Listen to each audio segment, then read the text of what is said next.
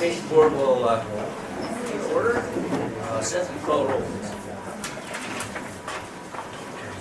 Governor Kitzhaber. Here. Julia Brim Edwards. Here. Yvonne Curtis. Here. Matthew Donegan. Samuel Henry. Here. Nicole June Maher. Here. Mark Movahill. Here. David Reeves. Here. Ron Saxton. Mary Spildy. Here. Kay Turan. Here. Hannah Vandry. Dick Withnell. Okay, we have four. First agenda item is approval of the minutes from the April board meeting. First one. It's been moved that the minutes from the April board meeting be approved. For a second. Second. Second. Is there objection? Nancy. Hi. So I just wanted to talk a little bit about some of the visits I've been doing and what I've been seeing, because having the opportunity to go out and see how people are implementing the 40-40-20 goal is really something I wish all of you got to experience. So I was at two high schools, Franklin High School, and I saw a tremendous program where a third of the student population is involved in what they call a scholars program. In the scholars program, all of those students take 3 AP courses, one I think through a language course. They're really committed to each other to set goals about going to college. There's a room where everyone's got the college they're going to go to, and this is seniors through freshmen. So seniors are mentoring freshmen, and staff are mentoring seniors. And the principal told me that this year they had 100% of the students in that program who are going to college, and every time someone gets in and gets a scholarship, there's a huge celebration. That's 1/3 of the population, and then they said the other 2/3 of the population, I believe they told me it was about 60% of the students who are going to college. So that was really exciting to see, and just the great leadership there and moving that. And then we went to Phoenix High School, and what we saw there, it's the I Have a Dream program, which is working with some local nonprofits around really supporting our students who are underrepresented in college and really providing them all the supports it takes to get there. So I think every high school I've gone to has a real focus on how do we get more college credits in high school, and how do we hold that dream for every student, knowing some will go to 4 years and some will go to 2 years, and some will get certificates and license and go in the world of work, but they'll all be ready. So the other thing I did want to talk about, a number of us, a sponsorship with COSA and OEIB was around poverty, and we did a poverty simulation, which was really powerful. I recommend it to everyone. And the First Lady spoke, and she was very articulate about, well, just, the right of every child to have food, to have a place to sleep, to have a place to do homework, but also the economic impacts when, and some of the things in the system that could be corrected to really make it so we don't have the level of poverty we do. I know you've all seen this pamphlet, but we have some data here that says in 2012-13, 1 out of 50% of our students were on free and reduced lunch. So this is definitely an issue, I think, as a board. It's very important for us to really think about that and think about how to really support our students and any policies that can really change the curve on this, because 50% is huge. So that's my report. Okay, any questions for Nancy? Good job. Thank you. Next agenda item is reaching the 3rd grade efficiency benchmark. And Rob, are you going to lead us through that, please?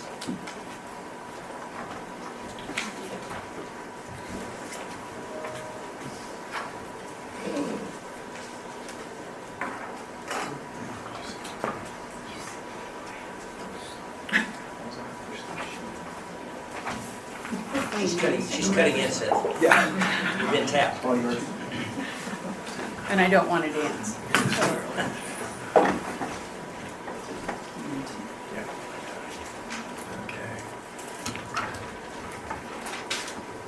Good afternoon, Governor, members of OEIB, Chief Education Officer Nancy Golden. For the record, Rob Saxon, Deputy Superintendent of Public Instruction. With me today are Jada Rupley, who is in charge of Early Learning Division, and Karen Twain. Karen Twain is an executive on loan from the Tigard-Tualatin School District and is working on effective implementation of full-day kindergarten and reading initiative. And so very pleased to have both of them with us today, and we hope to be able to talk today for hopefully about 20 minutes, although I have to admit that the three of us get excited when we start talking about this specific topic, and so we'll try to contain ourselves just a little bit, and then also to give you some time to speak with us. And you should have a sheet in front of you with a couple different components to it. One of them is asking really, what is compelling? So we're going to make a presentation today that really is about a combination of two things, but it is one significant effort, and that significant effort is to get students to be readers by the end of third grade. And so we are asking you, are there five compelling things that you could identify as we present, or five things that you find compelling about the presentation as we do this work? And then we'll be asking you to share those things out with us so that we can hear what those are and make sure that we're really thoughtful as we move forward about that. And then the second piece of it is a chart where we're going to be asking you about what kinds of outcomes that you all would like to see as we move toward completing this initiative or doing this work. And so certainly if you could, and I see people sort of looking around, does everybody have that in front of them, the document that I was referring to? Okay, great. And so if you could get the five compelling pieces, that would be wonderful. So getting to 40-40-20. Yes, that exactly. It has that sort of odd-looking colored boxes on the bottom. Getting to 40-40-20. You know, as we talk about this piece of work, the third grade reading initiative, and making sure that we have all students able to read by the end of third grade, we ask ourselves the question: if we're going to get to 40-40-20, you know, how do we actually accomplish that? How would we get there if we are not able to get all students to be readers by the end of third grade? Because we know that if you cannot read by the end of third grade, it's much less likely that you're going to be able to develop that skill over time, and that really the time and intensity that it takes to recover that after third grade is extremely difficult, if not impossible. And the odds that you're going to graduate from high school and go on to be successful either in college or career or in some kind of a mixed educational setting without the skill of reading also is very highly unlikely. And that we have to get this piece right. We have to do this, we have to do it well, and we need to make sure that we're able to accomplish it for all students. Because you just simply cannot get to 40-20 unless you do.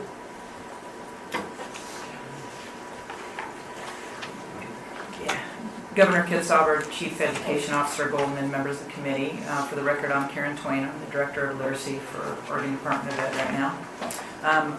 As Rob said, my passion is pretty high for this. I'm excited about this initiative that we put together because I know it works.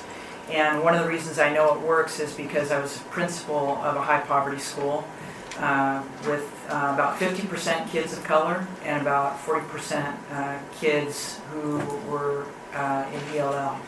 And we were a Title I school. We had when I came in, we had frustrated teachers who said, I'm working as hard as I can, but I can't figure out why we're not moving the dial. And so we got very intentional about what we wanted to do. And each year we kind of added a layer. And as we did that, we received some awards for closing the achievement gap through the state. But we were just very intentional and focused on equity in particular. We kept adding things, as I said, and one of the things we added was full-day kindergarten. And that helped to bring things to the table as well. And then finally, we added a family liaison. And there was a sweet spot we hit, a year where we had full-day kindergarten, family liaison. We were working with the community and parents, as well as just really strong instruction. And we really hit our stride. It was literally a golden year. And what happened in that year, and I want to share the story just so to kind of send it home to you, is that I met separately with our Latino parents and families. And we had just gotten a lot of our test results, and we'd had some informal assessments as well. And I stood up before them, and it was kind of a made-for-TV moment where I said to them, it's true what I've been telling you, your kids aren't stupid. And actually, they're not only not stupid, they're extremely bright, and they actually just outperformed the rest of the school. The trend went like this.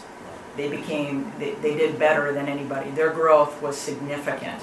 And everybody stood up and applauded, and women were crying, and it was one of those moments, truly, where I thought, this does work if we set our mind to it. So as you hear this initiative, I want you to keep that in mind, because I really believe with my heart of hearts that we can make this work.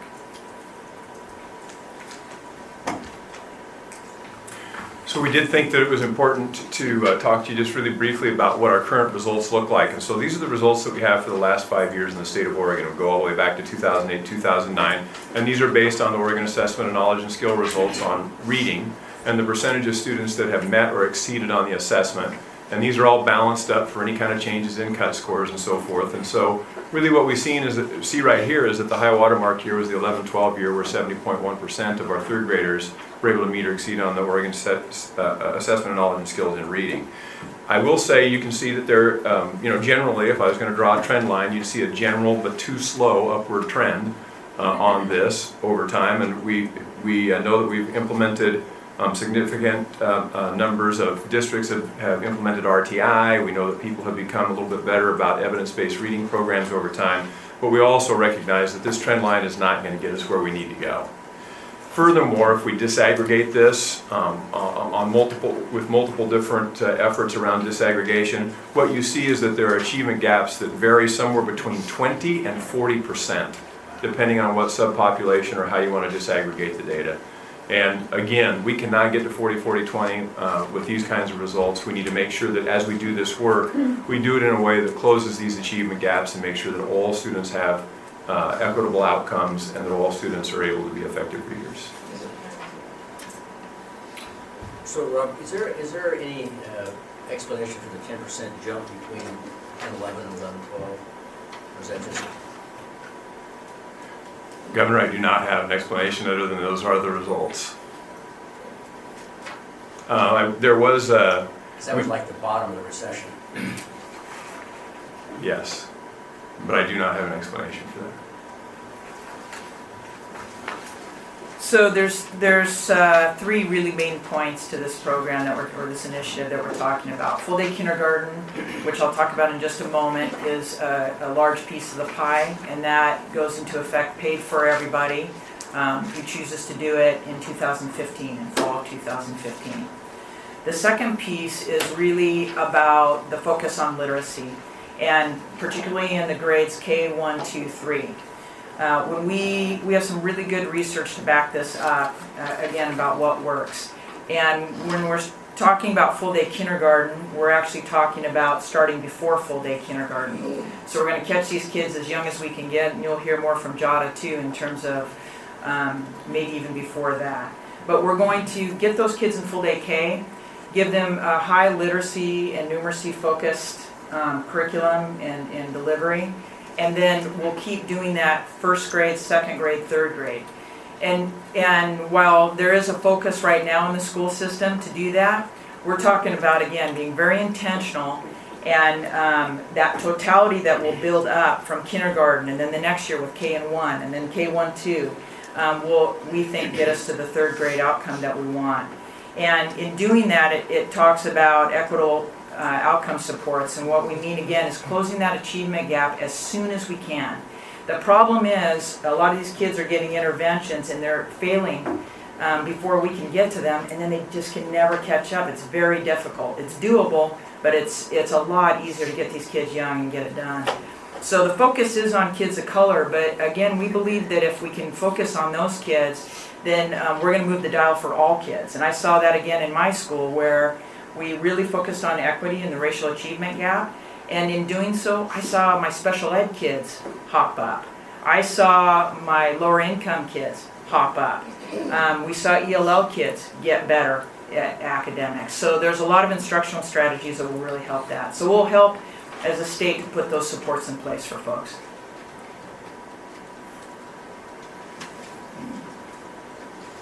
So full day kindergarten. We recently had a full day kindergarten summit a few weeks ago, And again, what we talked about there is this is an opportunity to focus on equity. And if we can identify kids before they come into kindergarten, there's the work that we can do in the summer and before, and we will engage the entire community. In other words, we're going to need help from community-based organizations, early childhood, daycares, Head Start, all the organizations that you all know. We want to start as much as possible with an even playing field before they even get to kindergarten on that first day. And then once they're there, really take the additional time that's needed, know where those kids are from the assessments that we give them, and then plan accordingly. So as you all know, 9 to 11:30, which is a half-day program typically, it's not enough. If you've been in a kindergarten classroom, and I think most of you have, you see them toddle in, that takes a good 20 minutes. They toddle out, that takes an additional 20 minutes. Getting a drink of water is a major deal, as well as wiping down the tables, whatever it is. So the kids are there to learn not only the academics, but all the routines and the behaviors and the sharing and all those kinds of things. So we need that extra time to give to them, and that could come in the form of the summer before, maybe some extra times, could be weekends. You know, that's all to be described.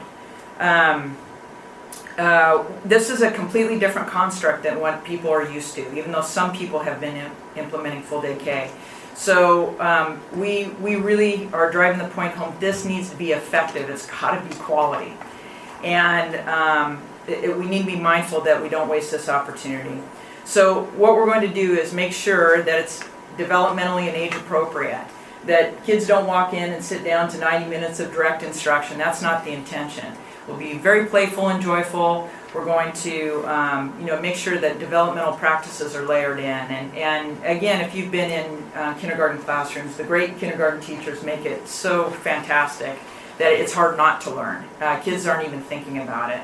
That means stepping up to the carpet, and they're counting off, and then they do the alphabet chant, and they're singing and dancing. It's fun stuff, but they're learning.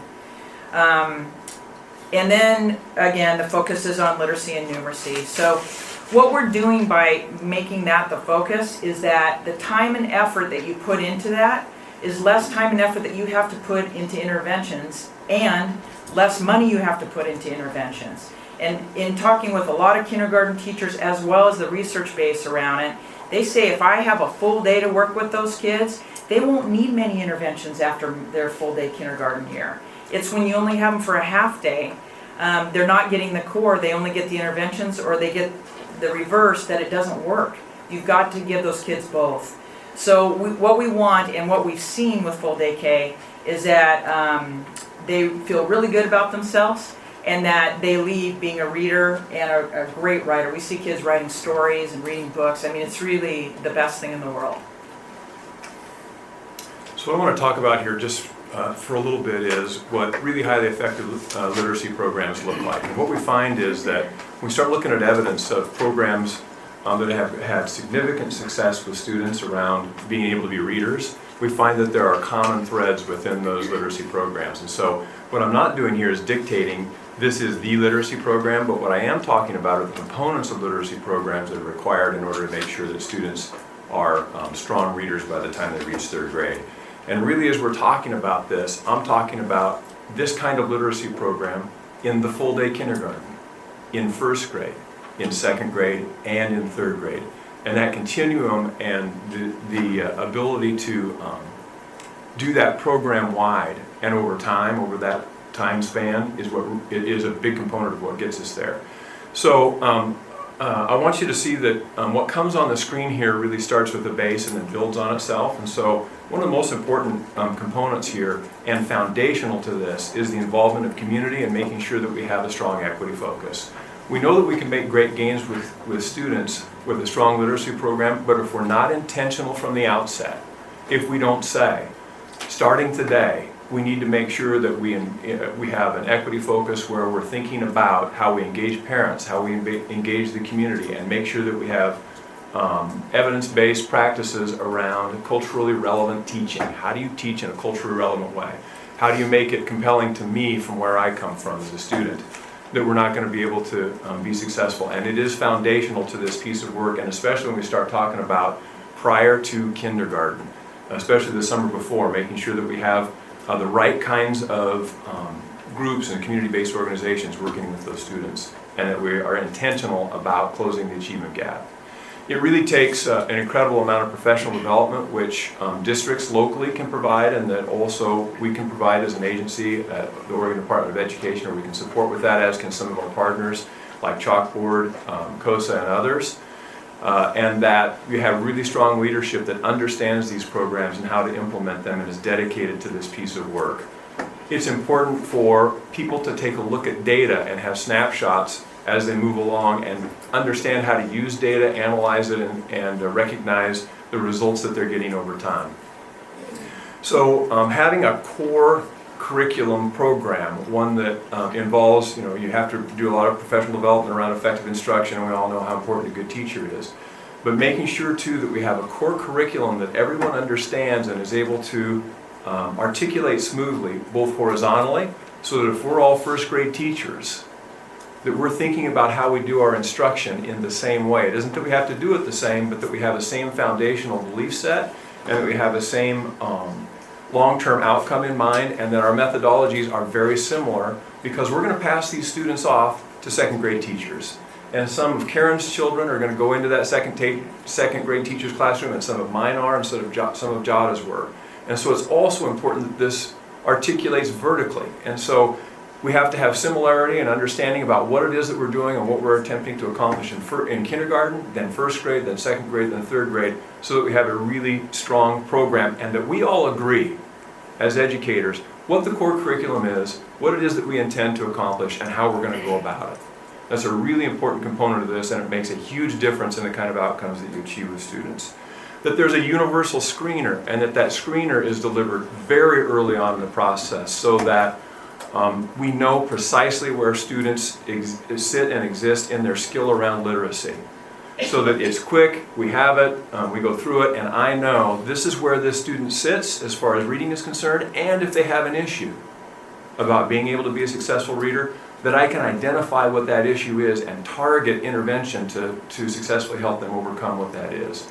And so within that, once you do the screener, then a decision set of rules or decision set of protocols that says, here's what the result looks like for this student, and as a consequence, I've got a set of decision rules, and with those decision rules, if they're behind, I know precisely what the intervention ought to look like in order to get there, and that intervention sits outside of the typical instructional time. So we're going to have typical instructional time around reading, and if you need something more, you get more, both within the school day and outside of the school day. And then lastly, that we do some progress monitoring, because if we do that progress monitoring and I find that a student is making progress with that intervention, I should maintain it until they no longer need it, and then they become a typical reader. Also, if they're not making progress, then I'm able to know that, change the intervention, and give them a different opportunity around what it takes to overcome whatever deficit that they may have. And so we're monitoring that progress and making ongoing decisions, and that's part of the reason that the database teaching is so important.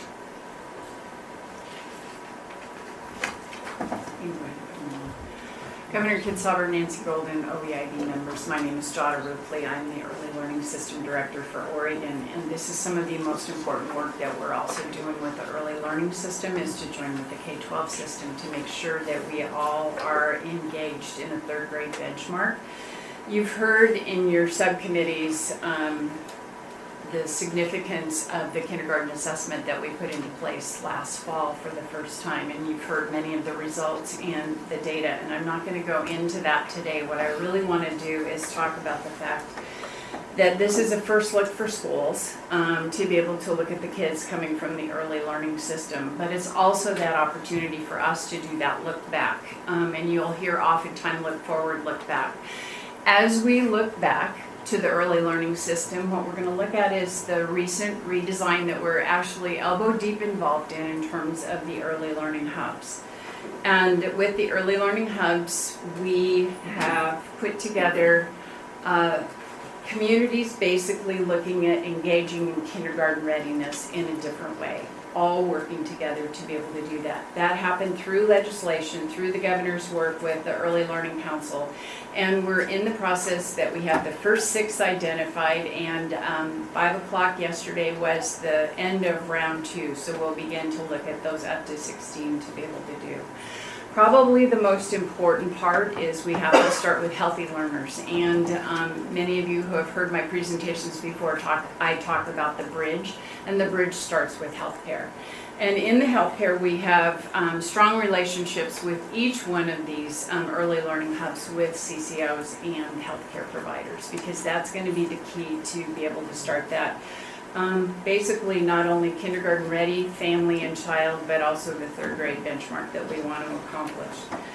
So when we look at that, we look at the strong connections with health for the foundations, we look at our CCOs at the hub table, and then we want to talk a little bit about the community-based operations. So when you look at the school system, what you know is you have buildings, you have districts, you have a fairly involved system.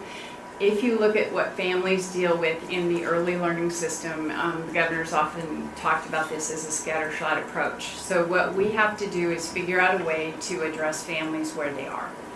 And that sometimes is not as easy as we'd like to think. So for children who spend their time outside of their home in the care of others, we have done a major implementation through Race to the Top, and it's called Quality Rating and Improvement System.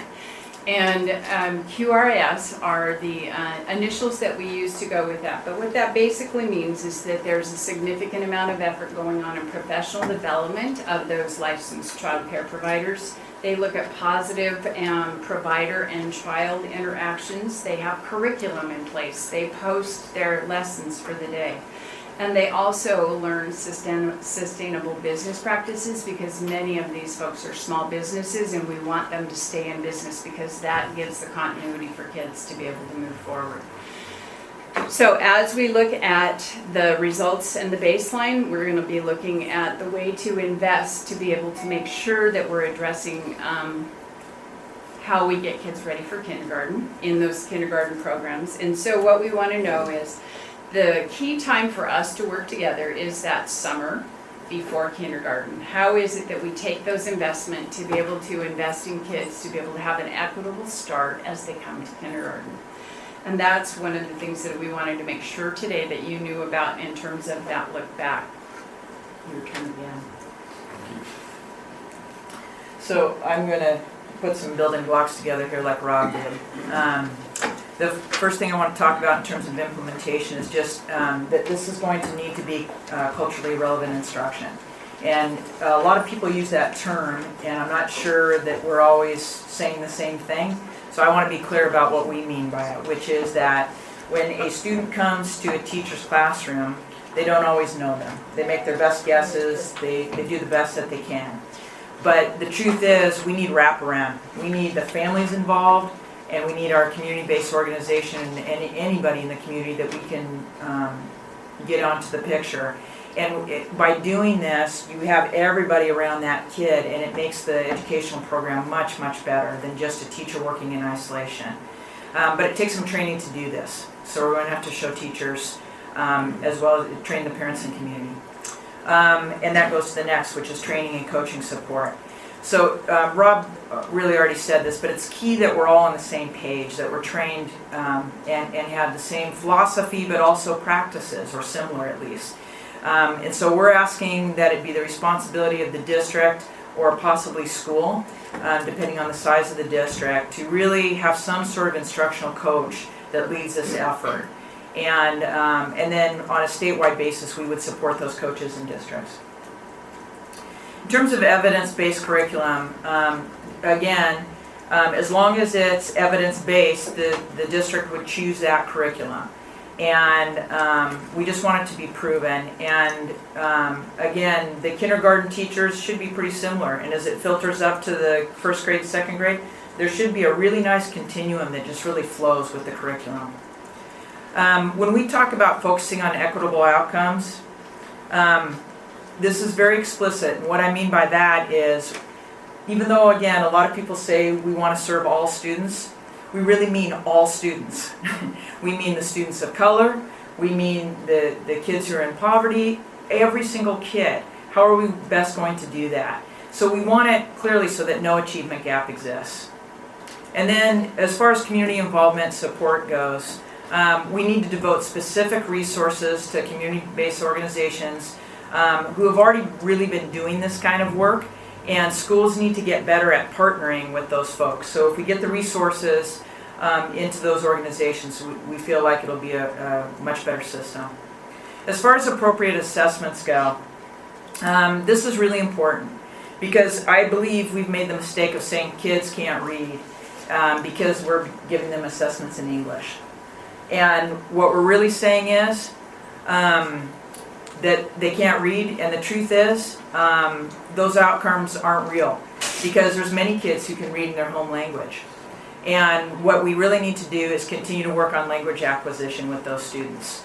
And so we need to know the difference and then base our instruction on that. So we have like the Apprenda. We need more assessments for our ELLs and kids who need them. And then I've already spoken about full day kindergarten. Again, it's a really large slice of the pie, but it's the beginning of their K through 12 educational career. And we've got to get it done right and make sure that it's a quality program. So again, we've been working throughout the state to make sure that that's the case. So I want to talk just for a second about outcome and accountability because within this there's going to be some resource and some focus, lots of training and as I said, some resource. And so with it, we really need to be able to expect that there are going to be certain kinds of outcomes. If we're going to implement this kind of a program, what's the expected outcome by district, by school, by state, and to identify what that is and make that target and then begin to work on holding people accountable around that outcome. And if we don't see people making the kind of progress that we would expect, and we'll see that in many, many places, then we need to be able to go in and look at what's being implemented and ask some of the questions. Is this evidence-based? Have you structured this appropriately with the amount of time? Have you chosen culturally relevant practices and pedagogy? Are you involved in community in a really rich way? What are the issues here so that we can sort of figure out what that is and then create new expectations about what would be implemented and then measure outcomes after that. And if we get to a place where we're either unable to get that kind of implementation or for some reason there's a disconnect there in outcomes, then we have to have a conversation about whether or not those resources are going to continue to flow to that place. So I think that this is a really important concept, and it's something that we've found across many different models and different kinds of implementation, but especially in reading. And we very specifically found this in Tigard-Tualatin, and you see this repeated all across the state. Looked at a lot of data recently that's come out of the University of Oregon and some of the research that they've done about implementation of various programs, but especially literacy programs.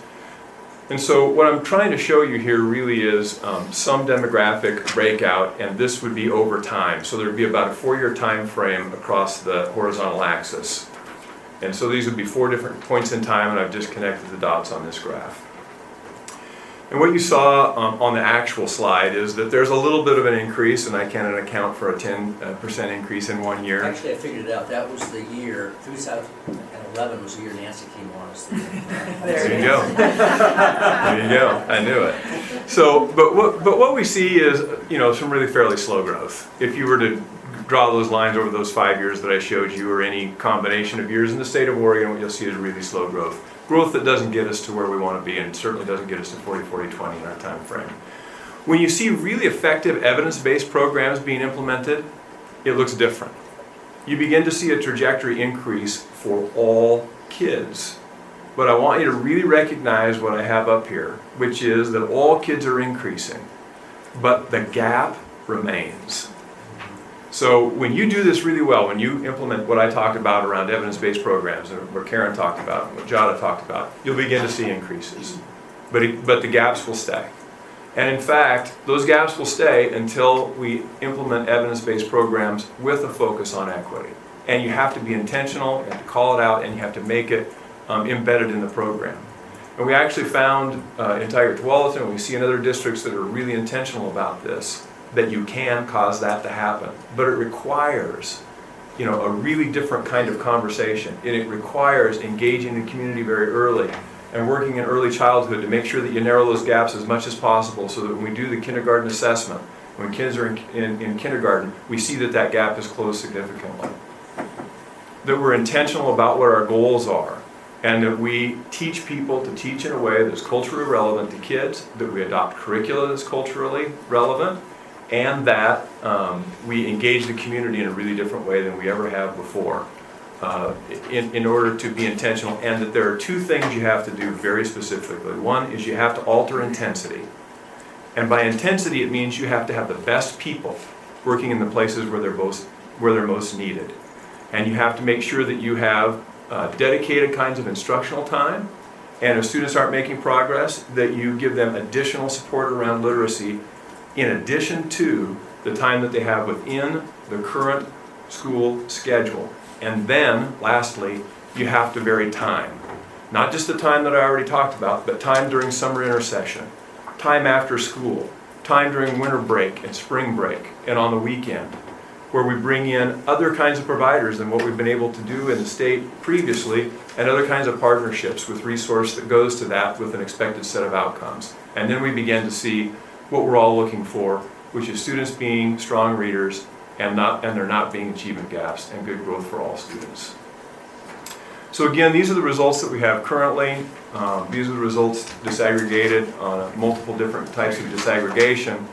And what I'd like to do is ask you to be engaged in an activity. We'll be quiet here for just a few minutes, and I'd like to hear about what's compelling. I'd like to hear about what you've put down on what defines success for you, and then be more than happy to answer questions.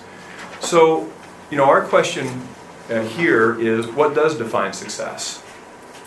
What if we implement this program and we do it really well? What would you like to see for the outcomes that we would achieve in the state of Oregon around third grade reading?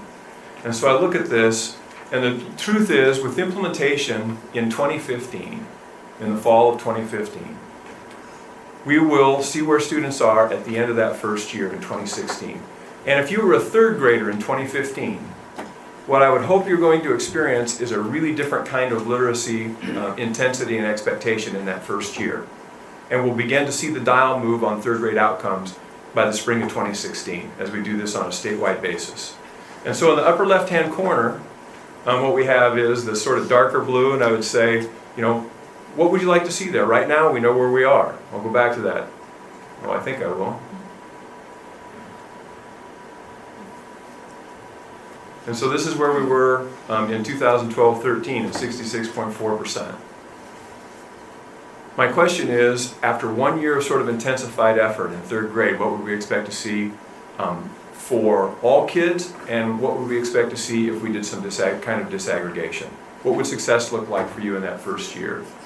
The next question, if I move down to second grade in the spring of 2016, those students will be second graders in the spring of 2016, and then they'll also have this program as they move into third grade. It's that purple sort of trajectory, if you will.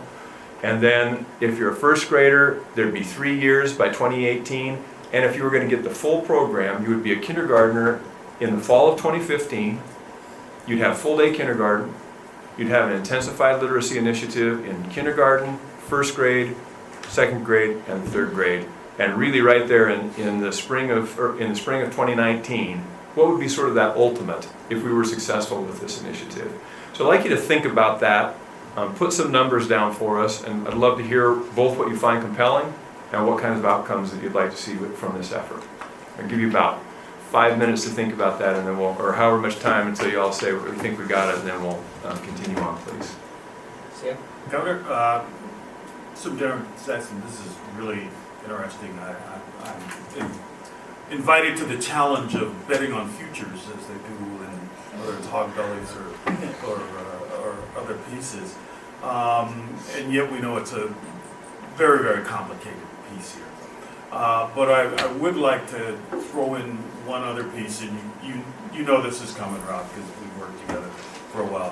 What's happening to rural kids in terms of kids that don't have access to very many pre-kindergarten programs, rarely have access to kindergarten programs, and are generally shunted off in another corner there. And how do we begin to put them in one of these boxes that it's going to be targeted for success? I'd like to talk a little bit because one of the things we wanted to make sure is rural is covered, as well as you heard some of the equity that we're addressing. So one of our first hubs is called the Frontier Hub in Harney and Grant.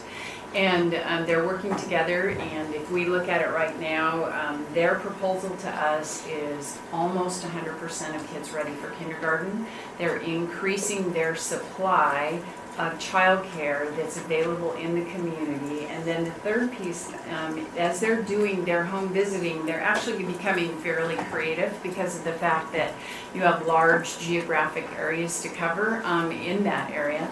And they actually are doing some technology as well as mailing out curriculum, and then the home visitor goes to see. So we're actually looking at a number of things to be able to address them in those rural areas. And 86% right now are going to be covered with this proposal. Just to add to that, I mean, our most diverse counties in Oregon are actually rural counties. So when we look at our 0 to 5-year-olds being majority minority, we're talking about Malheur County, we're talking about Jefferson County, I mean, Multnomah is the 7th most diverse county, it might be the 8th most diverse county now. And so I think the racial diversity in our incredibly rural communities is much greater than we think about. And Dr. Henry, within this program, I think certainly the school component of it, if you want to sort of call it that, the kind of program that we've outlined here has very specific types of expectations that has certain components around what an effective literacy program would look like, and the expectation that there's closing the gap, but also that communities would need to figure out how to do this on a regionalized basis. And we have lots of different groups that we're working on coming together, regional achievement compacts, for example, and so forth, who can come together and talk about this. But the important part around making sure that we do close the achievement gap is we have to involve community. And there has to be an expectation of outreach and creation of support from within. I think probably to that point too is that they've heard, you've heard from us that they don't feel we have the solutions from Salem, and so that's why these communities have been put together on their own to be able to figure out what to do. And we have not put forth a cookie cutter approach, but what we've said is do what you need to do to address those children that you most know, and we're going to measure those results at kindergarten and the 3rd grade. Are you ready? If everyone up there is ready, we're absolutely ready. Dr. Mulderhill. Good job, you guys. Rob, I've been thinking, we know 3rd grade reading is our #1 return on investment, okay? But really, what is 3rd grade reading? And how do we measure it? I've just been thinking about that. And that's kind of heavy, John, isn't it? But Yeah, I thought this was a carpet square that you got to sit on in preschool. it is. I'm going to get to what you wanted your first year in a second. But really, how are we measuring 3rd grade reading? I've been thinking of the other achievement compact indicators. We don't have chronic attendance as a 3rd grade indicator. Maybe we ought to look at 3rd grade proficiency, not just smarter balance. Is the attendance a component? I guess I'm looking at our hubs. We're looking at 3 indicators: safety, health, education. Maybe we want to look comprehensively at those 9 years in a child's life. And our goal, we know, is 3rd grade reading, but what is it? It means that you have a stable home. It means that you have proper health. It means you're in school every day. So maybe a variety of indicators besides us just laser locking on our targets are going to be smarter balance, and we're going to have to wait 3 years to calibrate that. What's it mean? That's just food for thought. Second thing is looking at that first year is what is growth. I think growth from beginning to end of 1 year's child life until we can get some longitudinal data, looking at a growth indicator like we have in the report card. I'm just throwing that out there. You asked for what is compelling. I loved the research-based component of your scaffolding. That was very compelling to me. Also, the idea of jump-starting kindergartners with that summer. We've seen that in various places, you know, Islands of Excellence do that. It really does impact kids, especially for the self-control and monitoring type things. That to me was very, very compelling along those lines. Thank you. If I may, one of the things that many school districts are doing are an RTI model or RTI top model. And within that, you look at many things in terms of measurement. You're looking at behavior and social emotional, you're looking at attendance, you're looking at the academic piece of it. And so again, as a principal and my staff, we do that together on each kid. And it was very directed. It was almost like having an individual plan for every child in that school. And I think many school districts implement that sort of thing. So it's built within the plan, just not explicitly. So you think about it, let's say a kid gets a 211. We know there's a standard deviation for that. And we have to score it and quantify it and say he benchmarked or he didn't. But really, if you're in that range with a standard deviation, you're about there. Then we can look at other indicators in that child's life to really see, are we at third grade proficiency?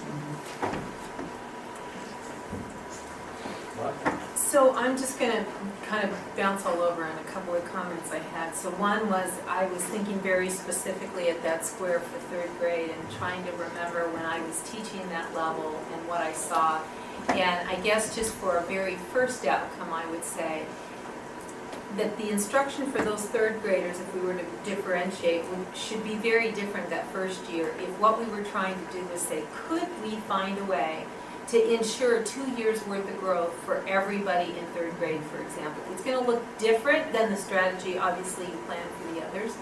And I just know, you know, thank God kids grow anyway in spite of what we do. But being at that grade level, I remember there were times when I just prayed because I didn't know what else to do.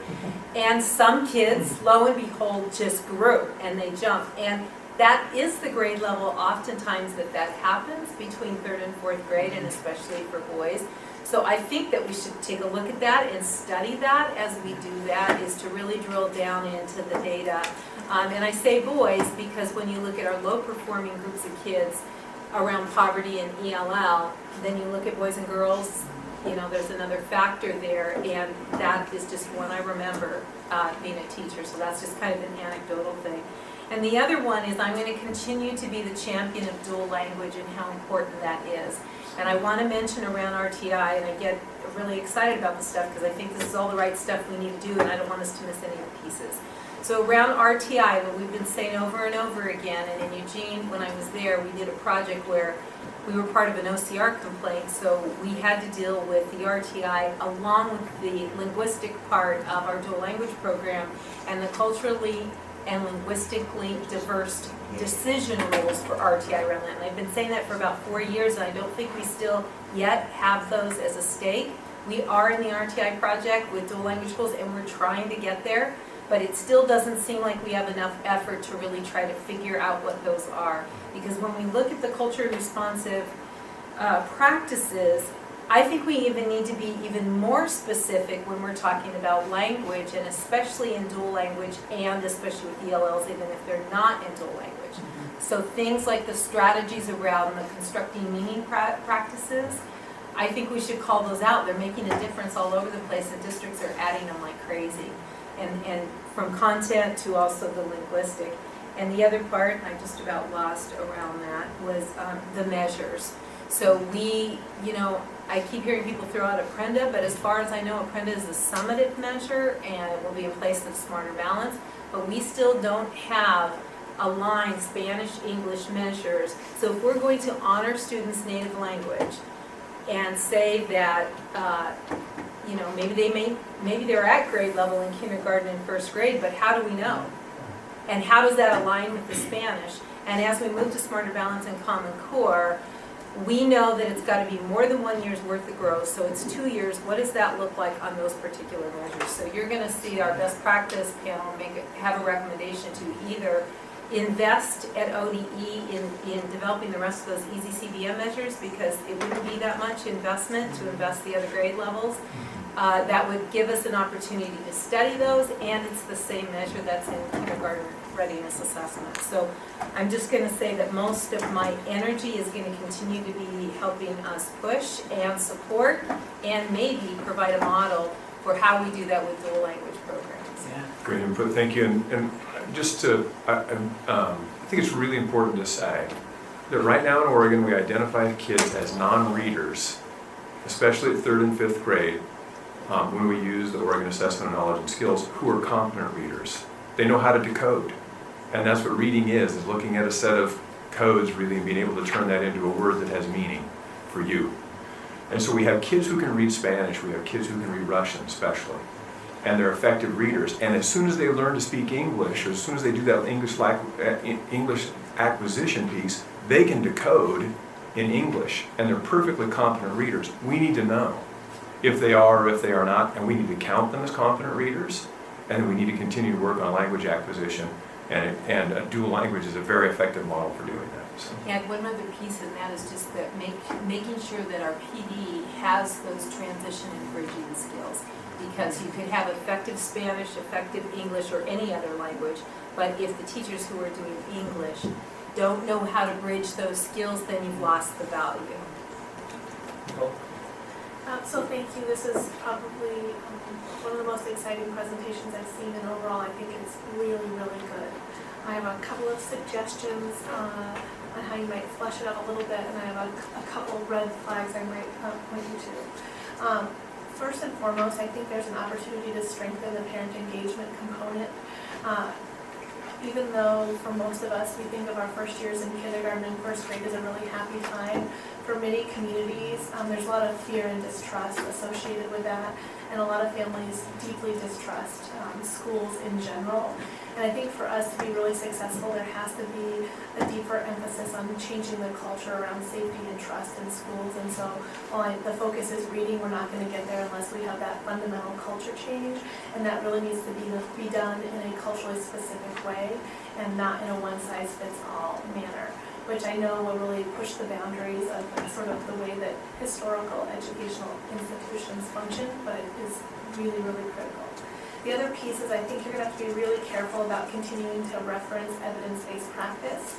When it comes to third grade reading, most of the research has actually not been done on culturally specific populations and targeted populations. And some of the methodology that is heralded as an evidence-based practice sometimes has been shown to do real harm to the very populations that we intentionally want to improve outcomes with the most. So I think one solution around how to really say that we want to use proven practices is rather than using sort of this very blanket language around community and equity focus, which I really don't think anyone knows what we mean when we say that, except for we want to demonstrate we care about that, is to really use language much more oriented to culturally specific strategies, because many of those strategies have taken evidence-based practices and then tailored them to really get the good positive outcomes and then really included our cultural norms. Thank you. That's great, and your first point about family engagement, that would be part of that summer previous. So it wouldn't just be kids coming and sitting down and learning how to read. We'd be engaging families and helping with support services, making them feel comfortable to come into schools, make it a whole package. And further, even earlier, Yeah. family engagement and parent engagement is part of the work that the early learning will do, and we need to practice on that to make sure it's a warm handoff to schools. This is a little bit in the weeds, but I think as you RFP these services out or think about how you want to configure them, really thinking about how to have kind of a shared invitation to families and communities that's not just from districts, it's really an invitation from both community-based nonprofit and districts.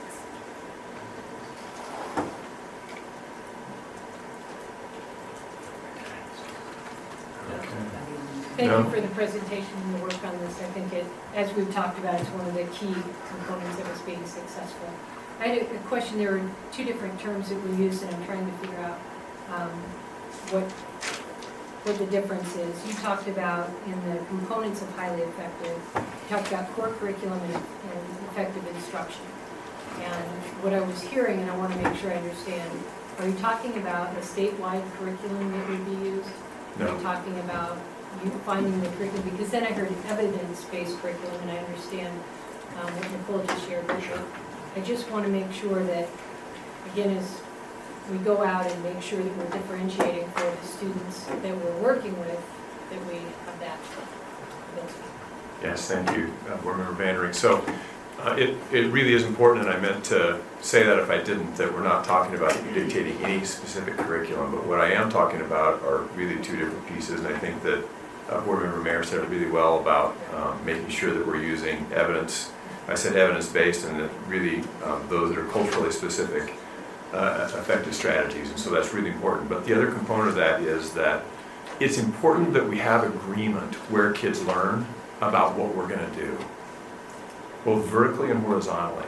And so if we're all first grade teachers, or if we're all kindergarten teachers, that I know what's occurring in the other two classrooms, and that I also know what has occurred in kindergarten before that, and what's going to happen in second grade.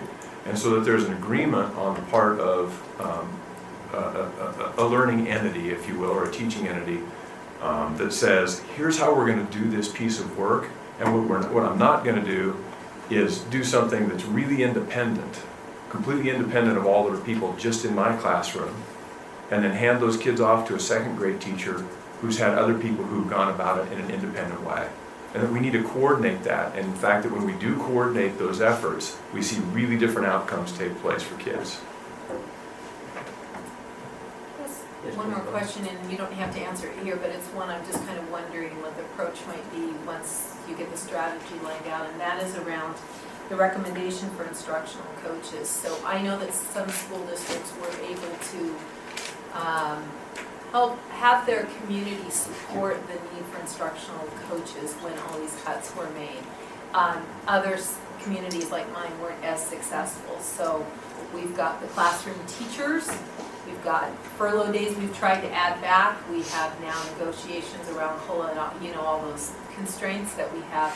Just wondering how we think about ensuring that we're going to have equity across the state in that instructional coaching piece. And that goes not only for the districts trying to figure that out, but then I know there's a lot of neighboring districts by me that I could imagine how they're trying to figure that out given the very small schools and districts they have. You're asking the really hard questions, right?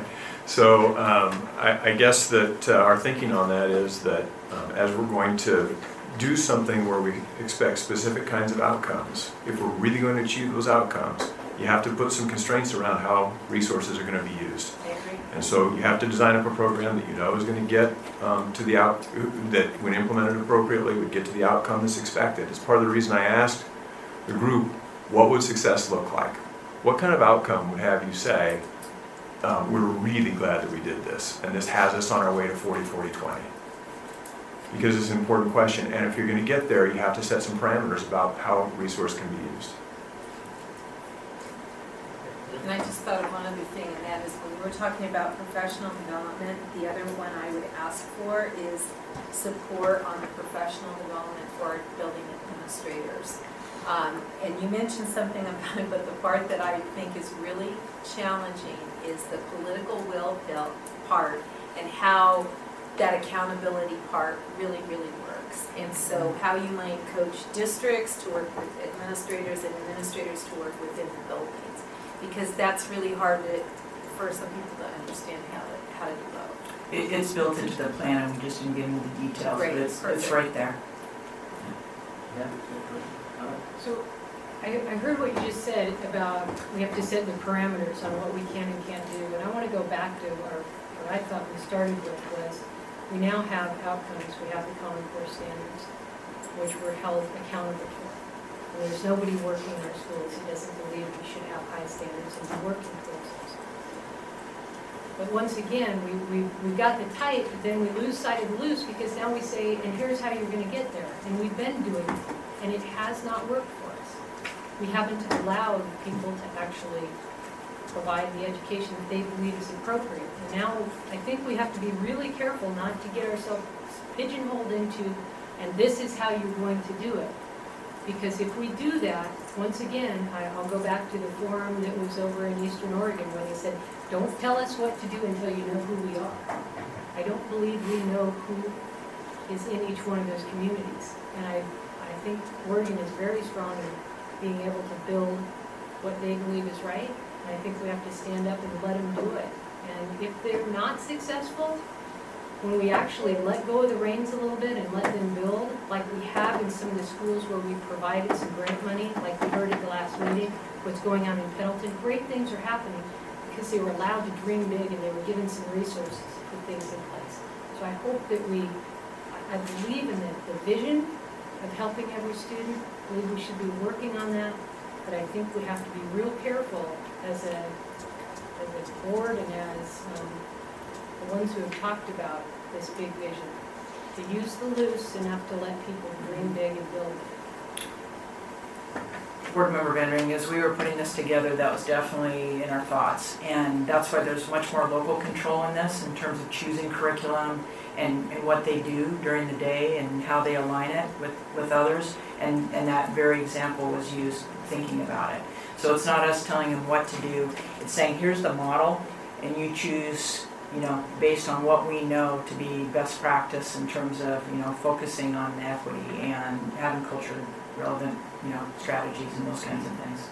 So I think we're closer together. Can I ask a question? Because I want to make sure if you're talking about the same thing or I want to see if I think I understand the two sides of the conversation. So one of the things I heard was you have to have some degree of horizontal and vertical integration. So you have the teachers, all the kindergarten teachers in a school need to know what they're trying to do, not telling them what to do, but they have to communicate that, and there has to be some communication between the kindergarten and first and second, third grade teachers. So that's not what you're talking about. Yeah, no, and they need to be articulated. I think that's one of the issues that we've had is they haven't had time to have those conversations about how you build and what we need to do, and especially as we're going into the Common Core standards, they're new and they're tough, and we need to make sure that time is provided because they will be able to do it if they're able to scaffold the learning. If they don't have those conversations, I think we're going to get stuck in some of the.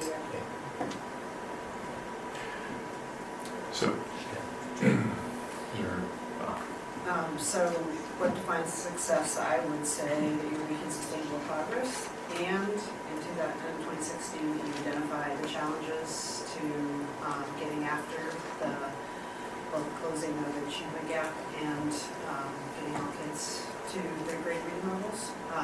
So there's an analysis of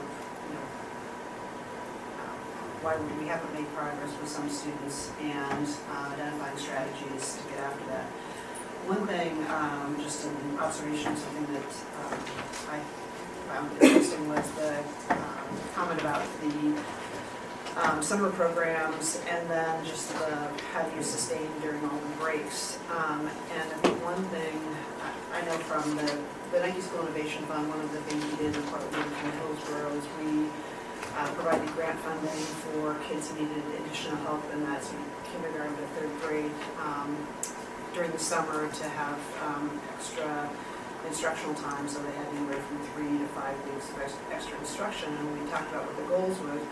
Often the goal was summarized as stopping the summer slide, which doesn't seem like a very high standard. In fact, it's just standing still. And I'm curious, as you think about this, how do we adapt for that? So if we, during the school year, kids are working really hard, teachers are implementing this program, and then all of a sudden we, get another dip during the summer, and you're actually having to climb back up to that, and then further accelerate. So I would be interested in how you think over time you get rid of the win over the summer being this, stopping the summer slide versus continuing acceleration, and the kids aren't losing all that valuable work that's happening in the school year. that's a really hard question. And I think it would be really important as we think about how we're going to engage, who's going to participate, that we set out a desire about moving the instruction forward, moving the learning forward, as opposed to just stopping the slide. And that, however that engagement takes place, the provider basically, that there is some coordination between sort of some of the teaching methodology, some of the expectations that we've talked about, so that it's done in a more coordinated way than perhaps we've done in the past. I just thought of one more question. I was wondering if you thought about maybe even incentivizing some districts maybe or schools to pilot more of a year-round school, thinking about that last, or you're just stretching out the year and providing those interim times. I know I've taught in a system like that, and we had amazing outcomes. And sometimes a little incentive helps with the political barriers in a community where they might be very willing with a little bit of incentive to at least try it. We have not really talked about that, no, and I'm never sure when people talk about year-round school exactly what it is they're talking about. So I'm My- talking about My stretching. mental model is different than that. So if you're talking about having some students who attend for more days of the year, I think you can really get at what you're talking about. If it is that, you know, the year is paced different, but the totality of instructional time is about the same, I don't think that we'll get at it as closely. So I'm talking about both, stretching out the year for everyone, so those who need more get interim interventions throughout without having to be pulled out of other courses or other experiences to get their interventions. So that's one of the challenges right now, is to do triple dosing of interventions when you need to. Kids miss PE or music or science or social studies. And instead of having to do that, if you look at the year differently, you find more creative ways to give those kids a boost and not have to pull them out of the curriculum everybody else is getting. So I was wondering if that's even been in the thoughts. We can certainly have some additional conversation about that.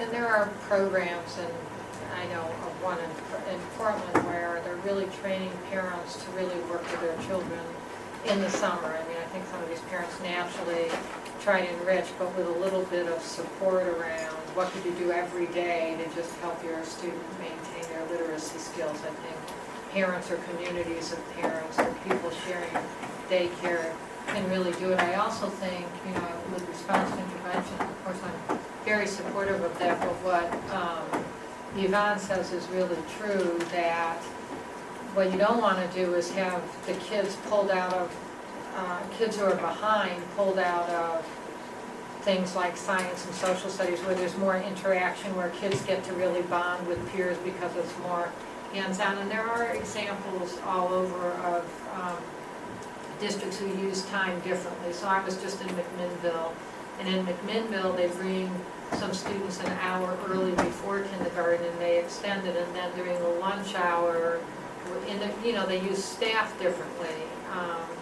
The second group comes an hour early, so you're not taking them out of the day, but you're extending the day. So the one thing, and I think you met this by community organizations, but the one thing I didn't, and it's probably in your plan, hear as much about is after-school programs, because there's some sensational after-school programs, really work very culturally specific, sharing, you know, cultural practices and all of that as part of it, but also really do work on the literacy skills. So are you thinking of that in addition to summer? Absolutely. And we saw a program the other day that was put on by ARC where they're reading to kids. That doesn't even necessarily have to happen during that day. That could happen after school. There's a lot of ways to shift time to try to make it all work.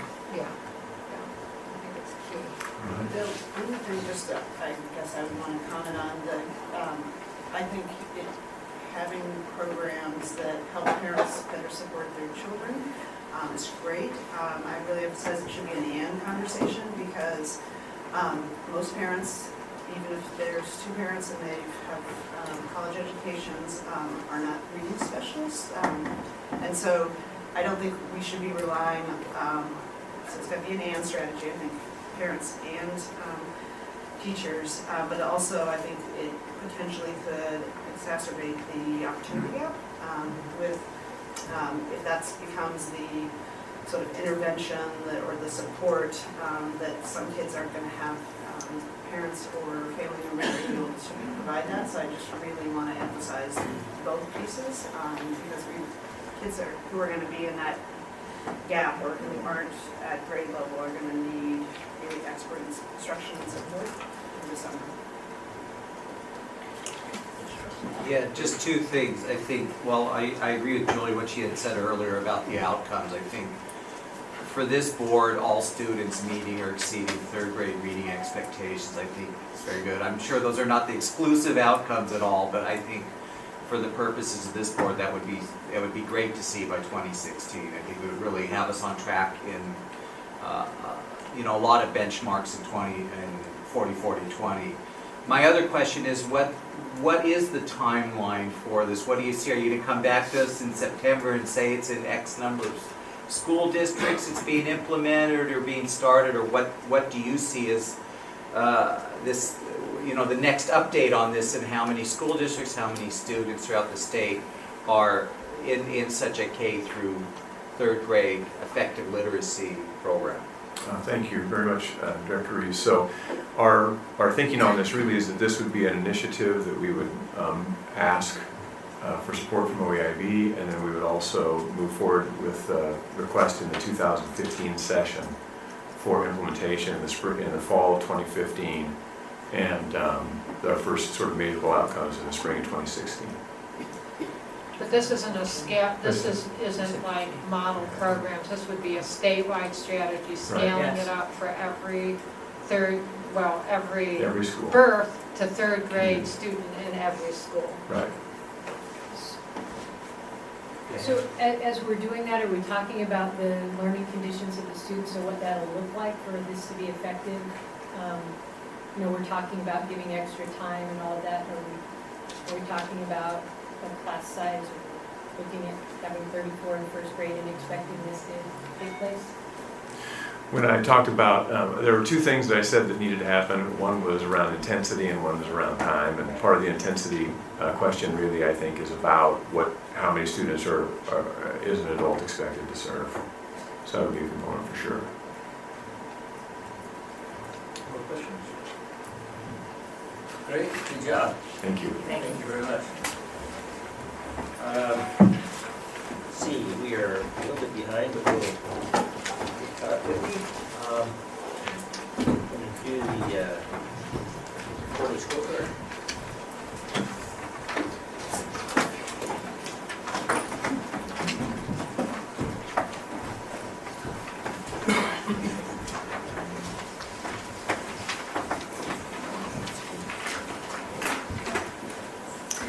Good afternoon, Governor, members of the OEIB. For the record, my name is Whitney Grubbs, Chief of Staff for the OEIB.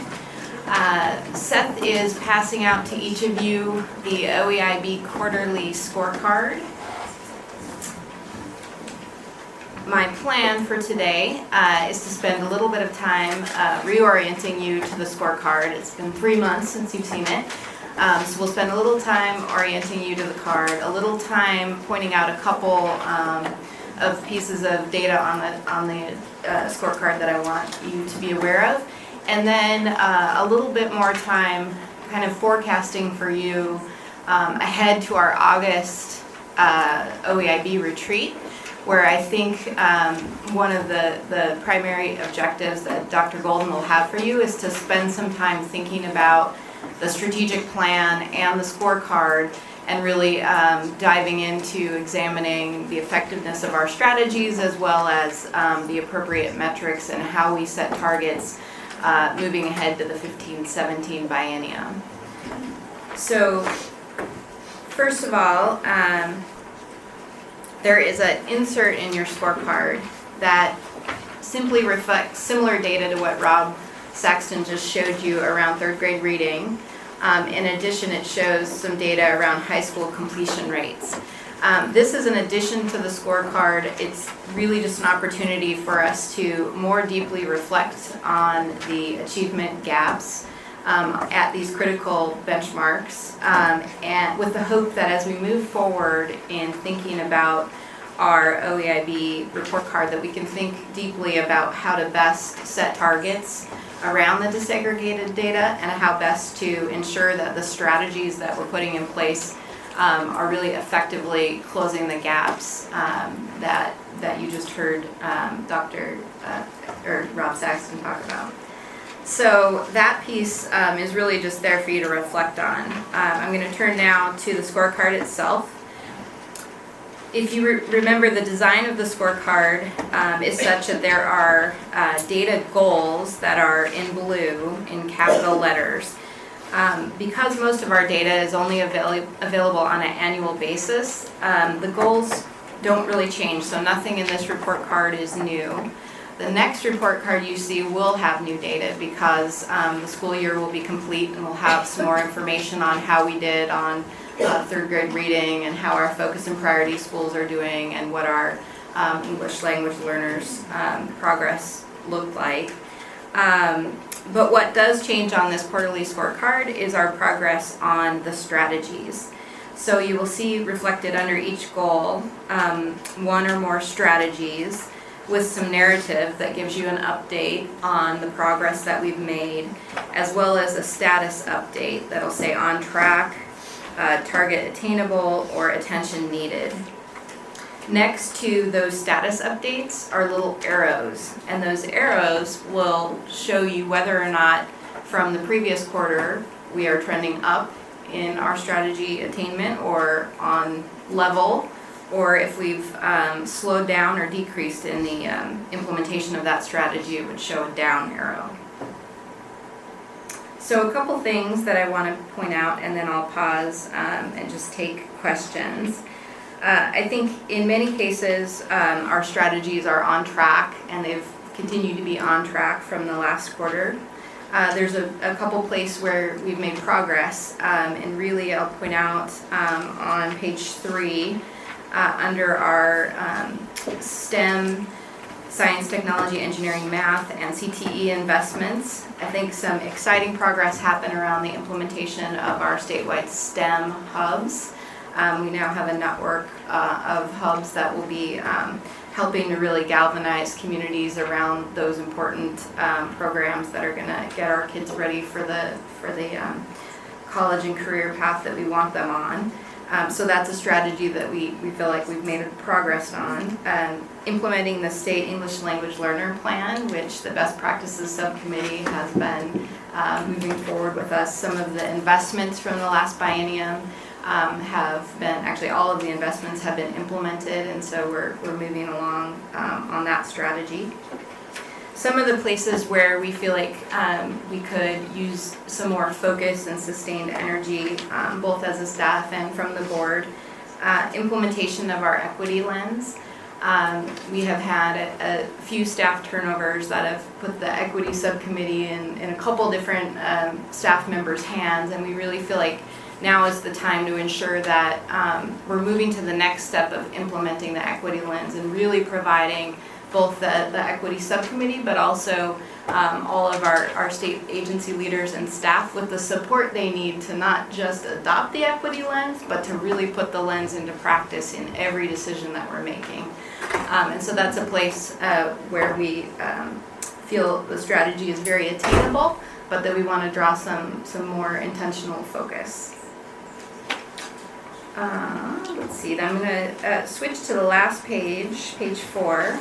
Another place just to draw a little attention. You heard last meeting a lot about the Network for Quality Teaching and Learning. And this is another place where we've done a really good job of getting the strategic investment funding that was passed by the last legislature out the door and into the hands of educators. But now we feel like it's time to really deepen the thinking about what it means to create the kind of networked improvement community that we really need to see the kind of changes that Karen Twain and Rob Saxton were talking about, as Director Vandering mentioned. Part of the real important element of doing any of this change is providing teachers with the time and support and professional development they need to do this hard work. And so we are now turning to really think more deeply about how the Network for Quality Teaching and Learning can become a platform for that.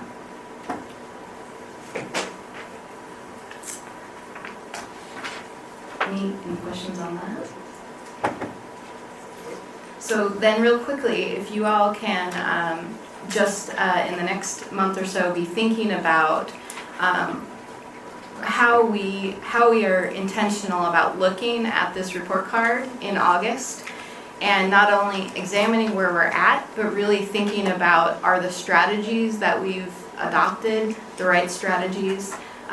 What can we do to ensure that the data, the actual targets are moving, that we're attaining them, And it'll be, I think, a very good time to reflect on any place where we need to make course corrections, to really dig in more deeply, narrow the focus, change the focus. And so this should provide you a good starting point for that discussion. Whitney, this is great. Can we share this with folks? Will there be copies or some other way to, I mean, why hide the good news? Absolutely. It's absolutely there for you to share, and we can provide you with copies. I know I was happy to see Director Withnell walk in the door because he is very good at sharing the scorecard downtown, as he says, and I think it's important for us to keep that at the forefront. Will be online so people can get it. We can put it online. I think that's important. Mhm. Question, on places where it says data unavailable, is that, are we gonna have it available, or is that just indicating that we had, we went from no data to a data point? So any place where it says no data is available, we are actively working on have a plan in place to get the data. Some of the places are things like the 9th grade on track measure, which the OEIB adopted in the achievement compacts, but we adopted it ahead of the Department of Education's really plan to collect that data in a way that it can be validated from school districts. So they have now instituted a formal data collection, and we'll have our first official report of that data next fall. There are some places where the data is more in the form of a survey or outreach, and we're in the process of designing those pieces as well. So there will come a point probably in early next fall where we will have no places on the card where the data is not available. Yeah, it might be worthwhile just having a sort of short note of why the data is not available, like, or, it doesn't come out until September, or, we can start collecting it. Yeah, so that way you're not left with a, What's the story? yeah, what's the story? The other question I had is, we go from on track with credits 9th grade to the graduation rate. We didn't have, we need to have some sort of benchmark on like the AP, dual credit, or IB. We have in the OEIB strategic plan, we have a measure adopted around college credits earned in high school. And it's another place where we're still working on smoothing out the data collection, and so we took it off the report card for now. However, you're going to hear really soon from Dr. Roselli and Peyton Chapman talking about the work that we're doing to really, I think, come up with a strong proposal in the area of ensuring that students are getting those accelerated learning opportunities. And so, when we meet as a board for the retreat in August, I think it'll be really important to keep that on as one of the primary focuses, but that's why it's not on there right now. So I have a comment and then a question. When I look at this is going back to us giving you feedback on what else we could look at in terms of strategies linked to outcomes. But I'm looking at the 8th grade math proficiency, and our strategy under there is STEM hubs. So we're participating in that, and I know our problems are around math, and I think we're missing some things in terms of strategy.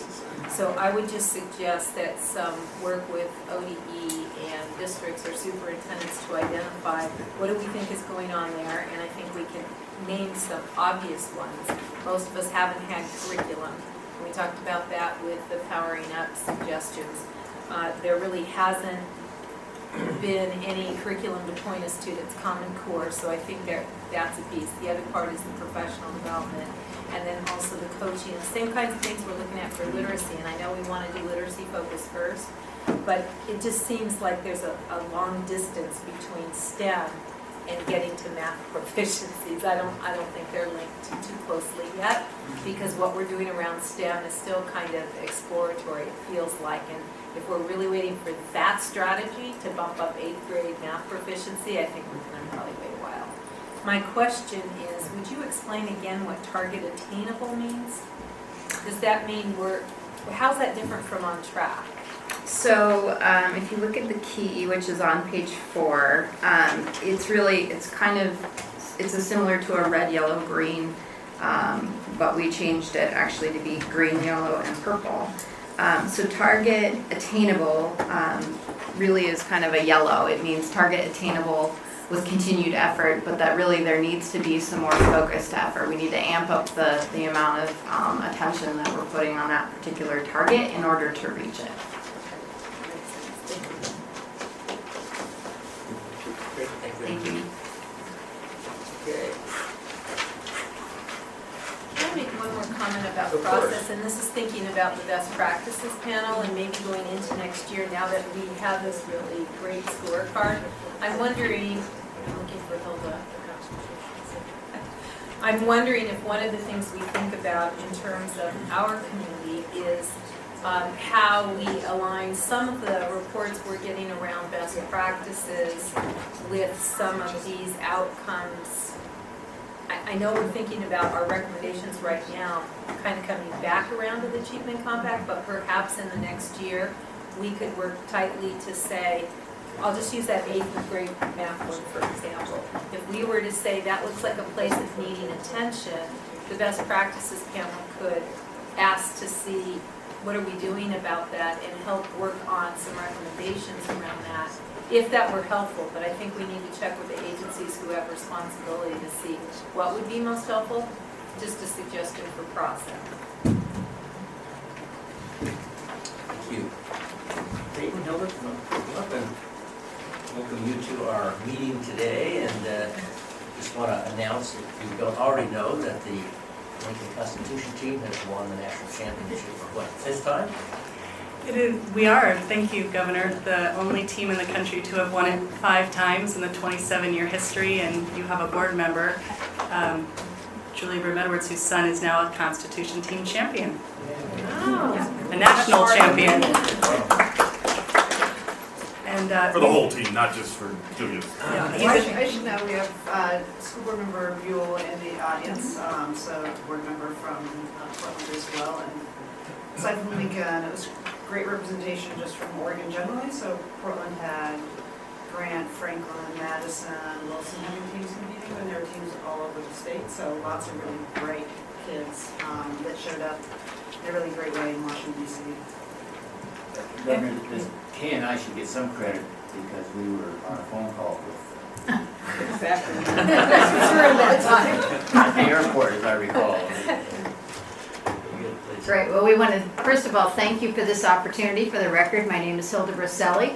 I'm Director for College and Career Readiness with Oregon Education Investment Board. And I am joined today by a member of the Accelerated Learning Committee, which you may recall has been busy this year, chaired by Dr. Nancy Golden.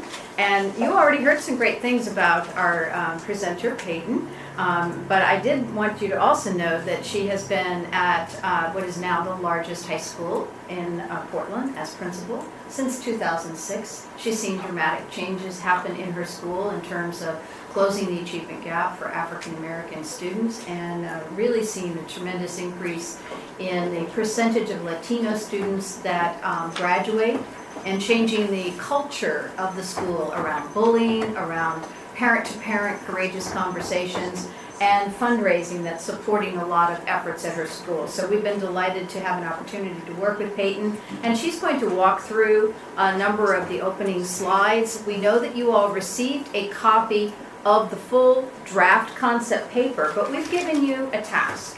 And so we're going to ask you to take one moment to quickly look at the sheet. It's a single sheet, should be in your packet, and to look down this list of lingering issues. It's called an update from the Accelerated Learning Committee reflection sheet. Is it in their packets? Yes. Oh, good. Phew. Tab 4, first page. Thank you. Tab 4. And so when we get to these lingering issues, we want you to be thinking about which of these really, really resonate for you, and to be able to reflect on that as we talk through the potential recommendations to see whether or not you think that these are beginning to be addressed, that these lingering issues will be addressed. And then we're going to close our presentation with an opportunity for you to weigh in on either question 2 or question 3. So I'll give you just a moment to scan that, and then we'll begin.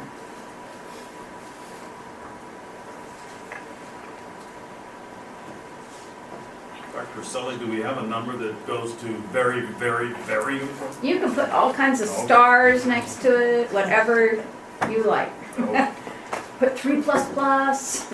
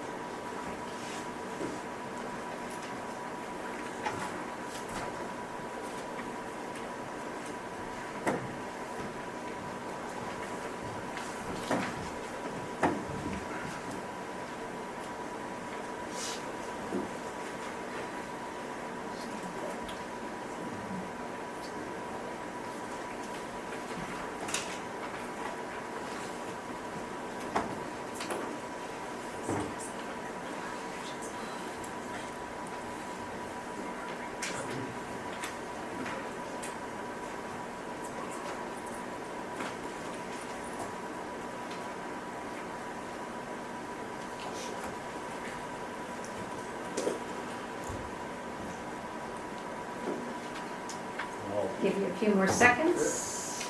You're good.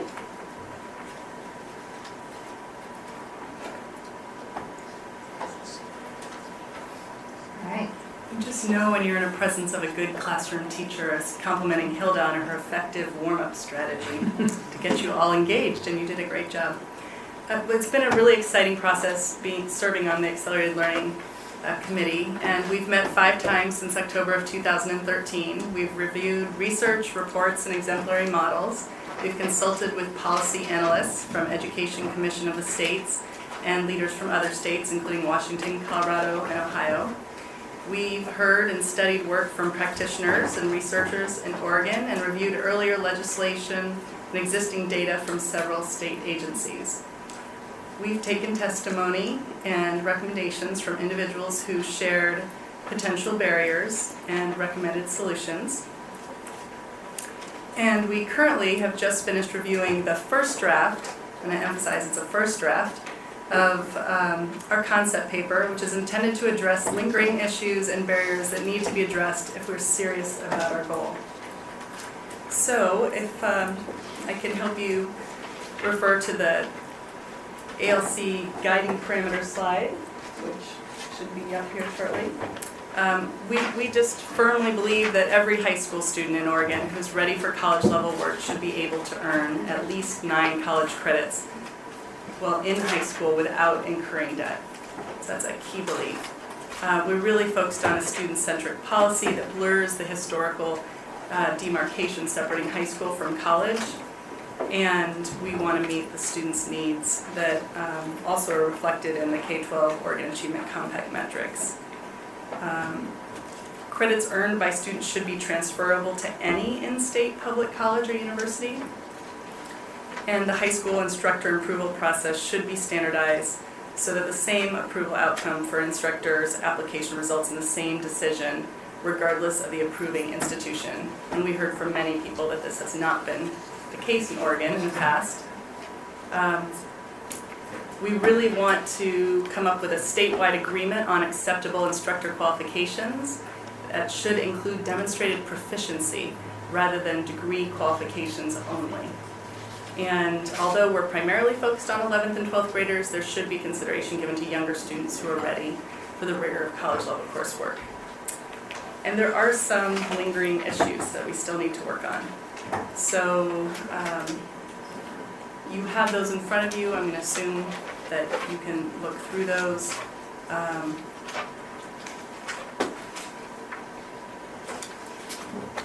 And we have prioritized what's needed to move the dial.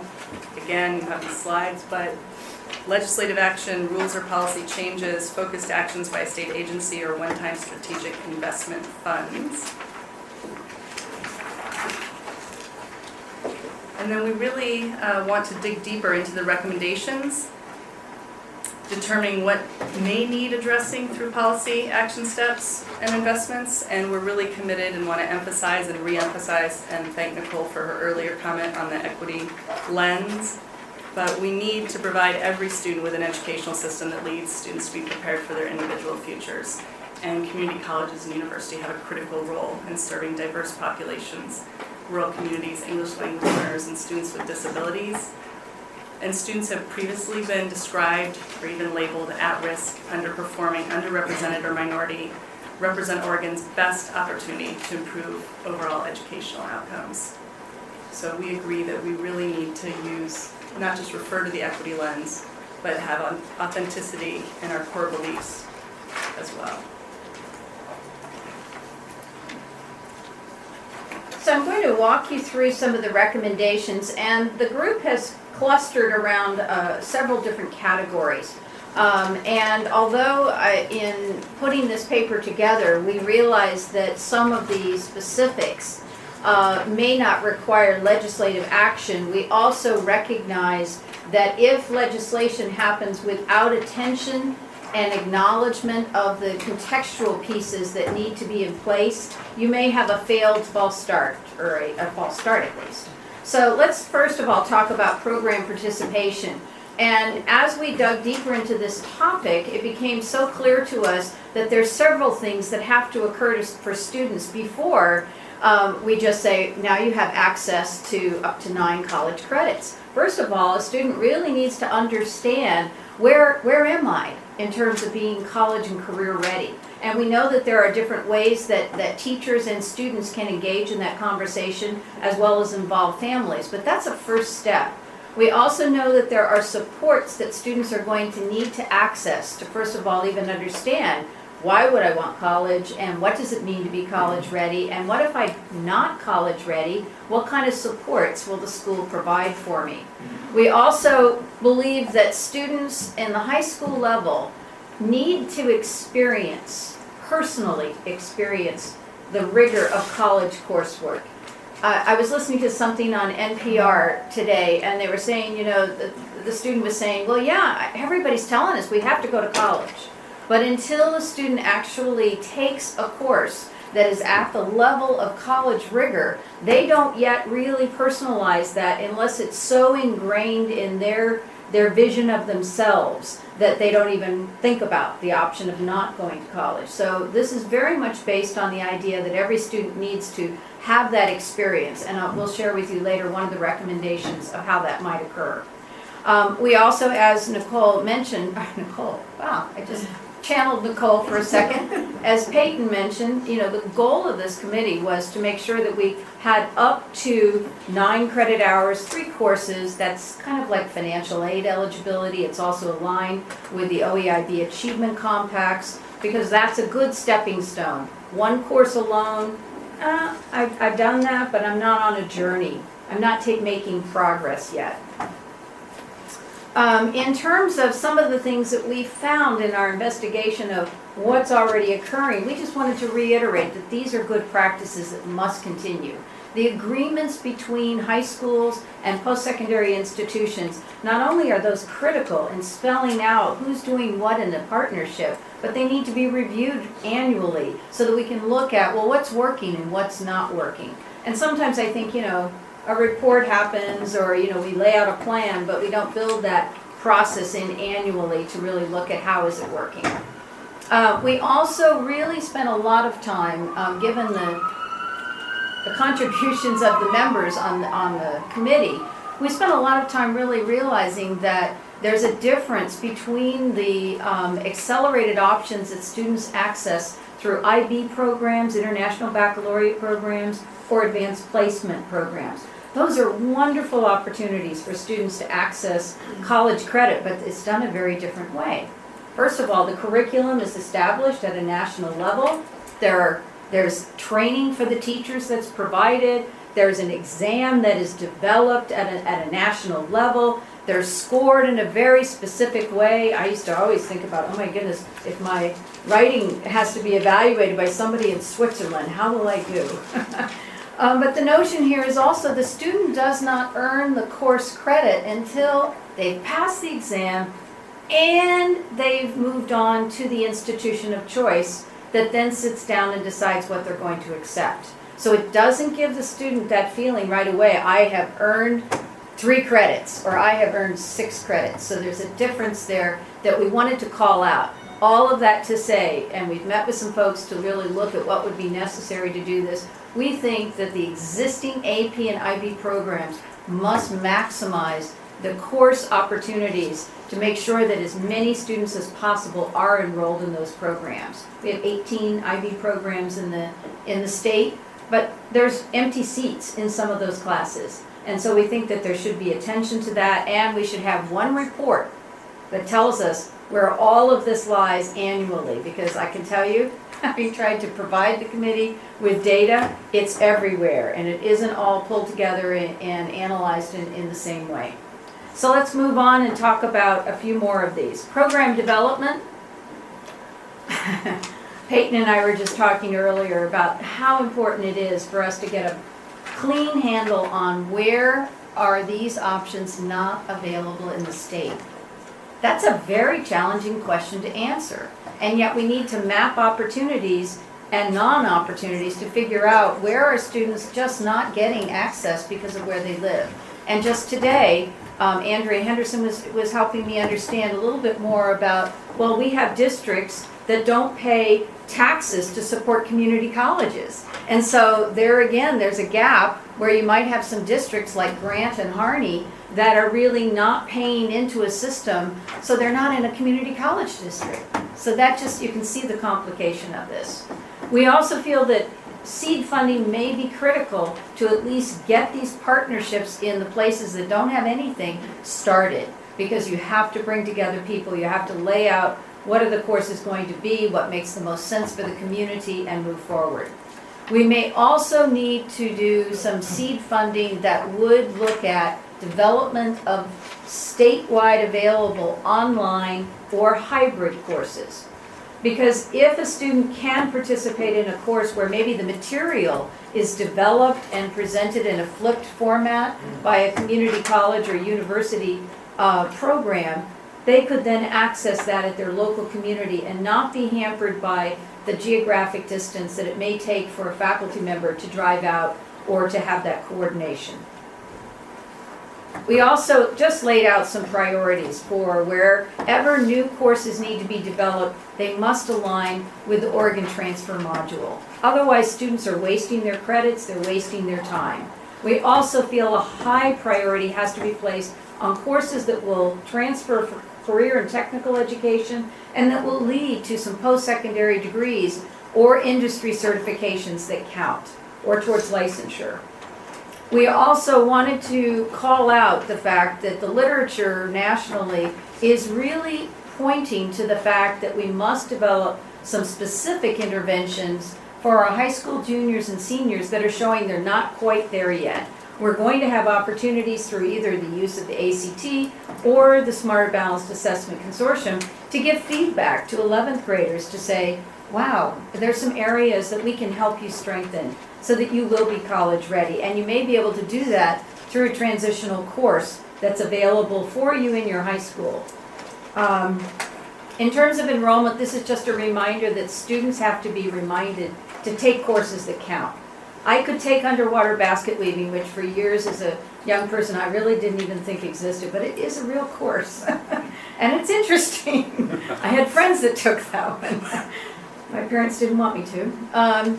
But the notion here is that let's really, let's advise them to take the courses that are going to help them the furthest in moving forward.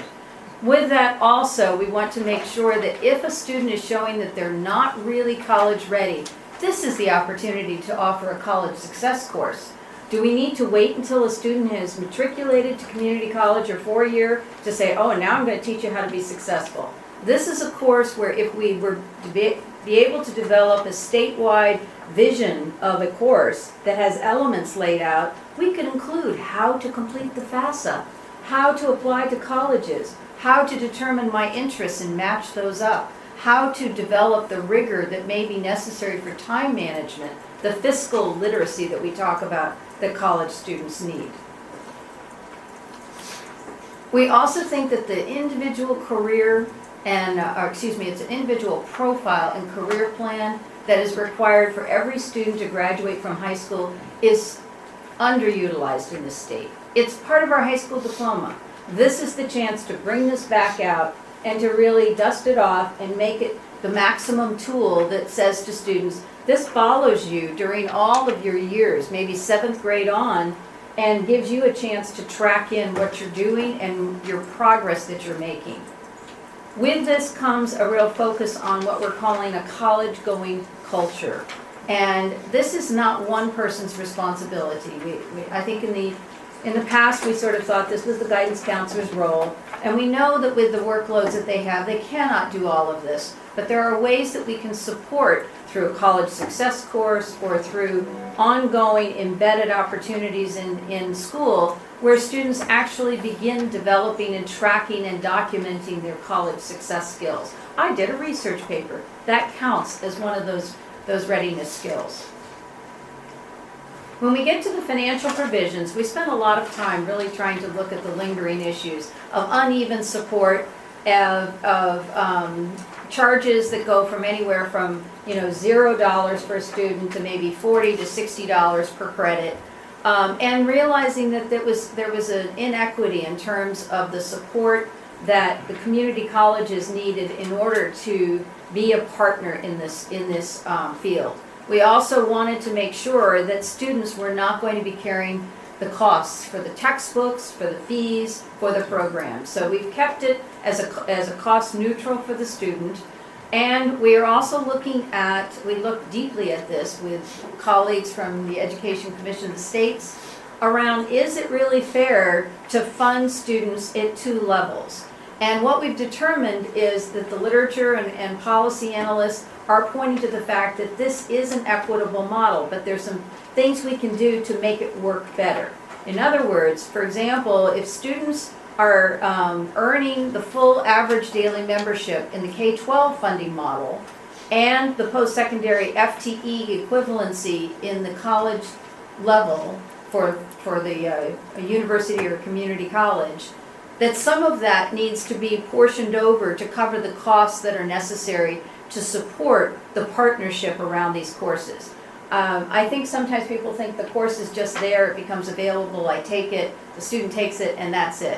What we know is that for it to meet academic rigor, it must involve engagement around high school instructors or community college instructors aligning the curriculum together around common course outcomes, developing the assessments that are necessary, and in some cases we've learned that the benefits of scoring those assessments together are truly what truly builds a partnership and collaboration.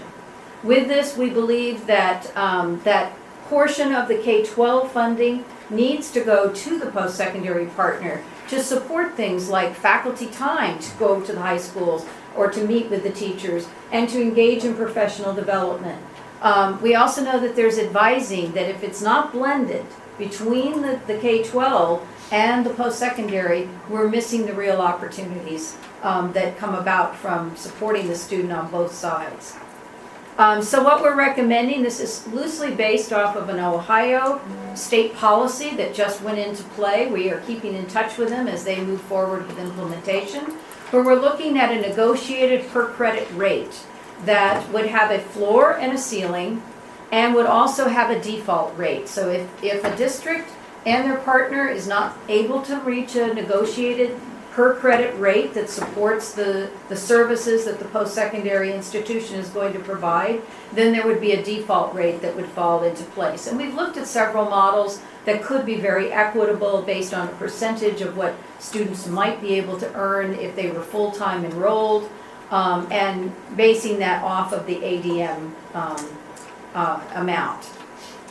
So one of the things that's unique is that post-secondary institutions, they receive the funding based on completion of the course. In other words, I count that I had a student enrolled and my funding follows that. At the K-12 level, the proposal is that the base funding goes to the district because you have the student, but that we would put in a bonus payment for the completion rates. And this is important because it really gives an incentive to the K-12 partners to say, well, my seniors don't even come to the campus for a full load during their senior year. So what's going to get me to get them back on campus? Well, if there's an incentive to also say completion of college degree or college coursework can count towards that, that would be a strong incentive. What we also believe is that the districts can then opt to use some of that funding that they're receiving to buttress the other kinds of supports that are necessary. Teachers need time to do this work. They need to have the advising complementary to their work. Oh, let me go back. Governor Kitzhaber, you were with us during a very important discussion that we had with a number of districts that were implementing the fifth-year program. You probably recall that. And one of the issues that you charged it, or one of the tasks you charged us with, was to find more equitable funding formulas and to resolve this issue. Because right now we have students who are not, they may have met all of the requirements for graduation, but they're not being counted as graduates because the district is sort of holding on to the students to be able to provide those college courses on their campus or through their partner institutions. We think this model can address this, and it also disincents people to report them without reporting them accurately. So I know Rob Saxton is already working on some provisions that would clean up the data that we need to be able to accurately report the number of students who are graduating. A number of these I don't think you need to spend much time with because what we found is that good partners do this work anyway. They already work through what are the appropriate classrooms and furnishings. They figure out who's responsible for providing the instructional supplies. And of course, the colleges still need to approve the courses if they're giving college credit for them. But what we did find is that there are issues on number 6 here that we can improve. And Peyton referenced this, the fact that there needs to be some equitable outcomes for how faculty or instructors are approved. In other words, if I apply to one community college and another one, I should probably get back the same results on whether or not I'm approved as an instructor, and it needs to be done in a timely fashion to help the planning and scheduling of these courses. As Peyton mentioned, we think it's important to also think about what does the instructor bring to the table in addition to degree qualifications. What we might be talking about are teachers who are incredibly skilled at working with second language secondary students. They may have already been teaching an AP class and had 3 years of, scores of 6s for their students, 90% rate. Some of that can be part of what we call a statewide equivalency table that community colleges could help us look at and develop. We also think that there could be a need for seed funding to put together online content courses. I'm talking about the courses that teachers in high school could take during the summer months perhaps in the content areas that they're teaching. I know how difficult it is for them to find those classes all over the state. And if we had an online way to offer that, it could be developed and easily accessible. These last few items here under quality assurances, we found that many of these are already moving forward, but they must be a critical piece. The Eastern Promise model certainly gave us some strong pillars around this work, around professional development, PLCs, and we now have my last count was all but 18 counties in our state will be benefiting from the replication grants and added on to the Eastern Promise. So we think that we are moving forward in the right direction on that.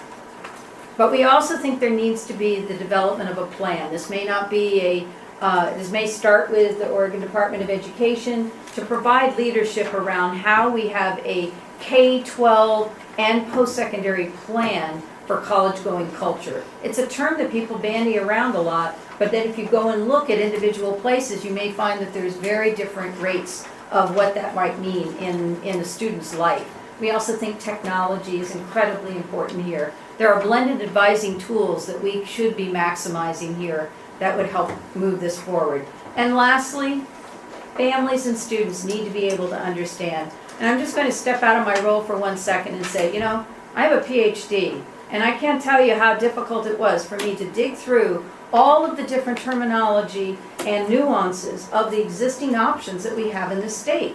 And I thought to myself, if I was 18 or 17 or 16, and if I was a parent trying to explain it, I would have a hard time. So we've got to find a way to make this very transparent to people, to help them understand that, first of all, not every credit you take may actually transfer. That's a number one message that every post-secondary person has told us. Be sure to help people understand which courses transfer and why, and what kinds of guidance that we can give students as they work through that transfer.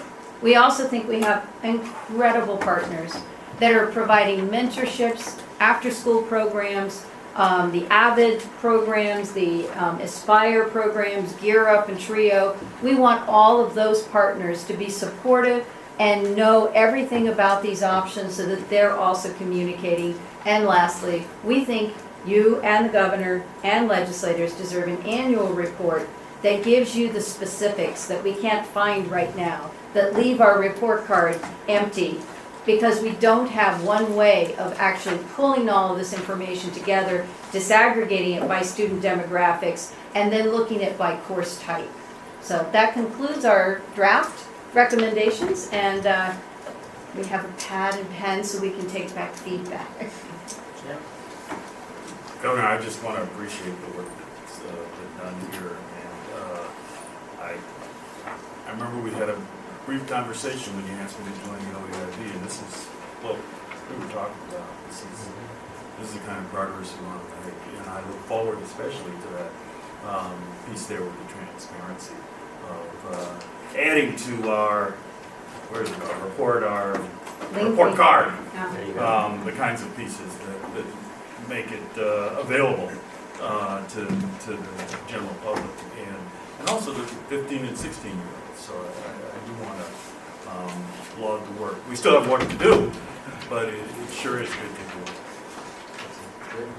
So just to go back to the earlier conversation about having the scorecard, I think we value having the scorecard, even if we don't have it, that information, because it just, I think, continues to keep it present that we need to have that. So the expectation and the achievement compacts, and if we know that's an indicator for success, that putting it in the scorecard, even if it's with the asterisk that we have work to go, will keep us focused on that. One thing just in this in the presentation buried in here was sort of public school students having to pay for textbooks and other things related to taking college level courses. I guess I'm not sure who at the state was responsible for it, but the recent announcement about the AP and IB tests payment is super important for kids to be able to access that. So while it may not seem like a lot of money to many people, that's a barrier for a lot of students. It's enough, but it's 2.6 million. But the individual, it's like $89 for. It's $120,000 at my school, 80% of the kids taking one or more IB tests, and it's a huge move in the right direction to getting 100% of the kids to be able to take those IB tests. So if we want to send the message that all kids should leave with their sort of 9 college credits, I mean, one of the things we may create a college-going culture, but then there'll be a lot of barriers for all kids to access that. So they continue to be mindful of that, and I don't know how that translates into a legislative concept, but that seems important. Well, I think you brought up a couple issues. One that we've addressed, we need a map. We need to have a map of Oregon and see where students are getting these opportunities and where they're not, to see where we need to target our efforts. But also schools self-report, and we're used to doing that. The U.S. News came out with best high schools in the country, and that's based on us telling them how many students take AP tests, how many take IB tests. We can easily say how many are earning dual credit in partnership with a higher ed institution. So we just need to require that schools and districts self-report without violating FERPA or any student confidentiality rights. It's harder sometimes to see how well they do by student. So in terms of the demographics and by subgroup. That's going to be a little harder, and we've wrestled with that. But we absolutely can now self-report our data about how many students are accessing those things. And there's no one right way. We talked a lot about there need to be multiple opportunities and pathways. So we're kind of thinking about what do we need to do here at high school, and that's AP classes and IB classes and dual credit opportunities, or AP and IB particularly. What do we need to do on our campus with higher ed, and that can be dual credit because you can have a teacher record and a professor. And then what does higher ed need to do, or can they do on their campuses, like the Running Start program in Washington, where the student leaves the high school campus and goes to that other campus for a different setting. And each of those three models, AP, IB, or dual credit, or off campus, will motivate and serve different kids and different learning styles with different needs. So we need to expand, literally expanded options, but expand our options to make sure we're having those platforms for different kinds of students with their different needs.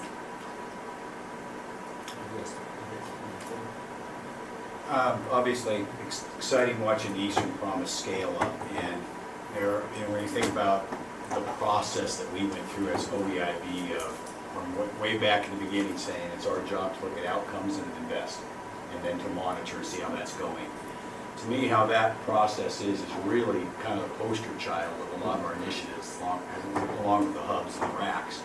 But when I look at your presentation, all the work, and you're doing an amazing job of lifting this. The 5 pillars that we talked about are embedded within that. And I think we're going to see through this RFP process and the scale up, we're going to see people at the local level attacking the issues that are embedded in that. It's going to give us a lot of feedback. I think in a year from now, after all of the across the state of Oregon, because we know every region's different, how it perceives it, but they're all right now tackling those issues and trying to find ways around it. So I think we're going to see a lot of creative problem solving. We're going to be in a different place after we've had 5 regions in Oregon really trying to deal with these issues that are going to help us. Cool. So I think I have one maybe question or assumption to check, but I think I appreciate a lot of things about this. One piece that I think is coming out, the way I'm interpreting it, is that there's really going to be an emphasis on not just focusing on high-performing students, but really getting lots of different kids to participate. And I think all of the research really shows that if you actually take a student who is struggling and give them a college experience in a 1-credit class, it completely transforms their own expectations of themselves. So if that's what I'm interpreting that correctly, I think that's great. And I hope that we will be intentional in rolling this out in alternative schools as well, and other options around the state who many of those institutions have actually shown themselves to be the best at this kind of work. I have a suggestion and a question. So the suggestion is that throughout this work, I hope you'll really pay attention to gender equity and really ensuring that we're paying attention to boys and specific strategies to get boys enrolled and participating, and that strategy looks a little different.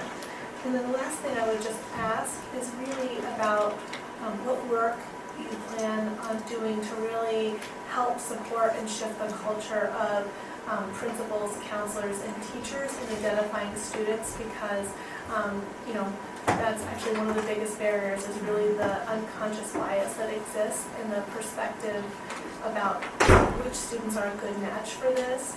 I can't tell you how many examples I've heard of districts around the state where the kids who are signed up are usually the teachers' children, or the really successful kids, or who is perceived as the really successful kids, or the kids who are perceived as being able to quote unquote take advantage of this opportunity. And I think that unconscious bias is more prevalent than we realize, and it's not going to change unless there's an intentional effort to address it. And that really needs to happen at the teacher level, but also on the school leadership level as well. So I'm just curious about that strategy. Something that I think all people should be curious about.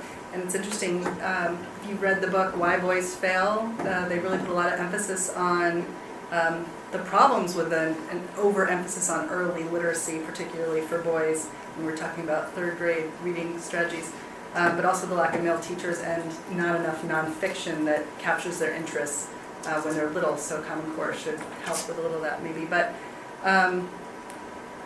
technical ed was another piece that some presenters said. I don't see enough technical ed and dual credit that might engage hands-on learners, which sometimes are boys, but also for girls to close that gap with women in technology.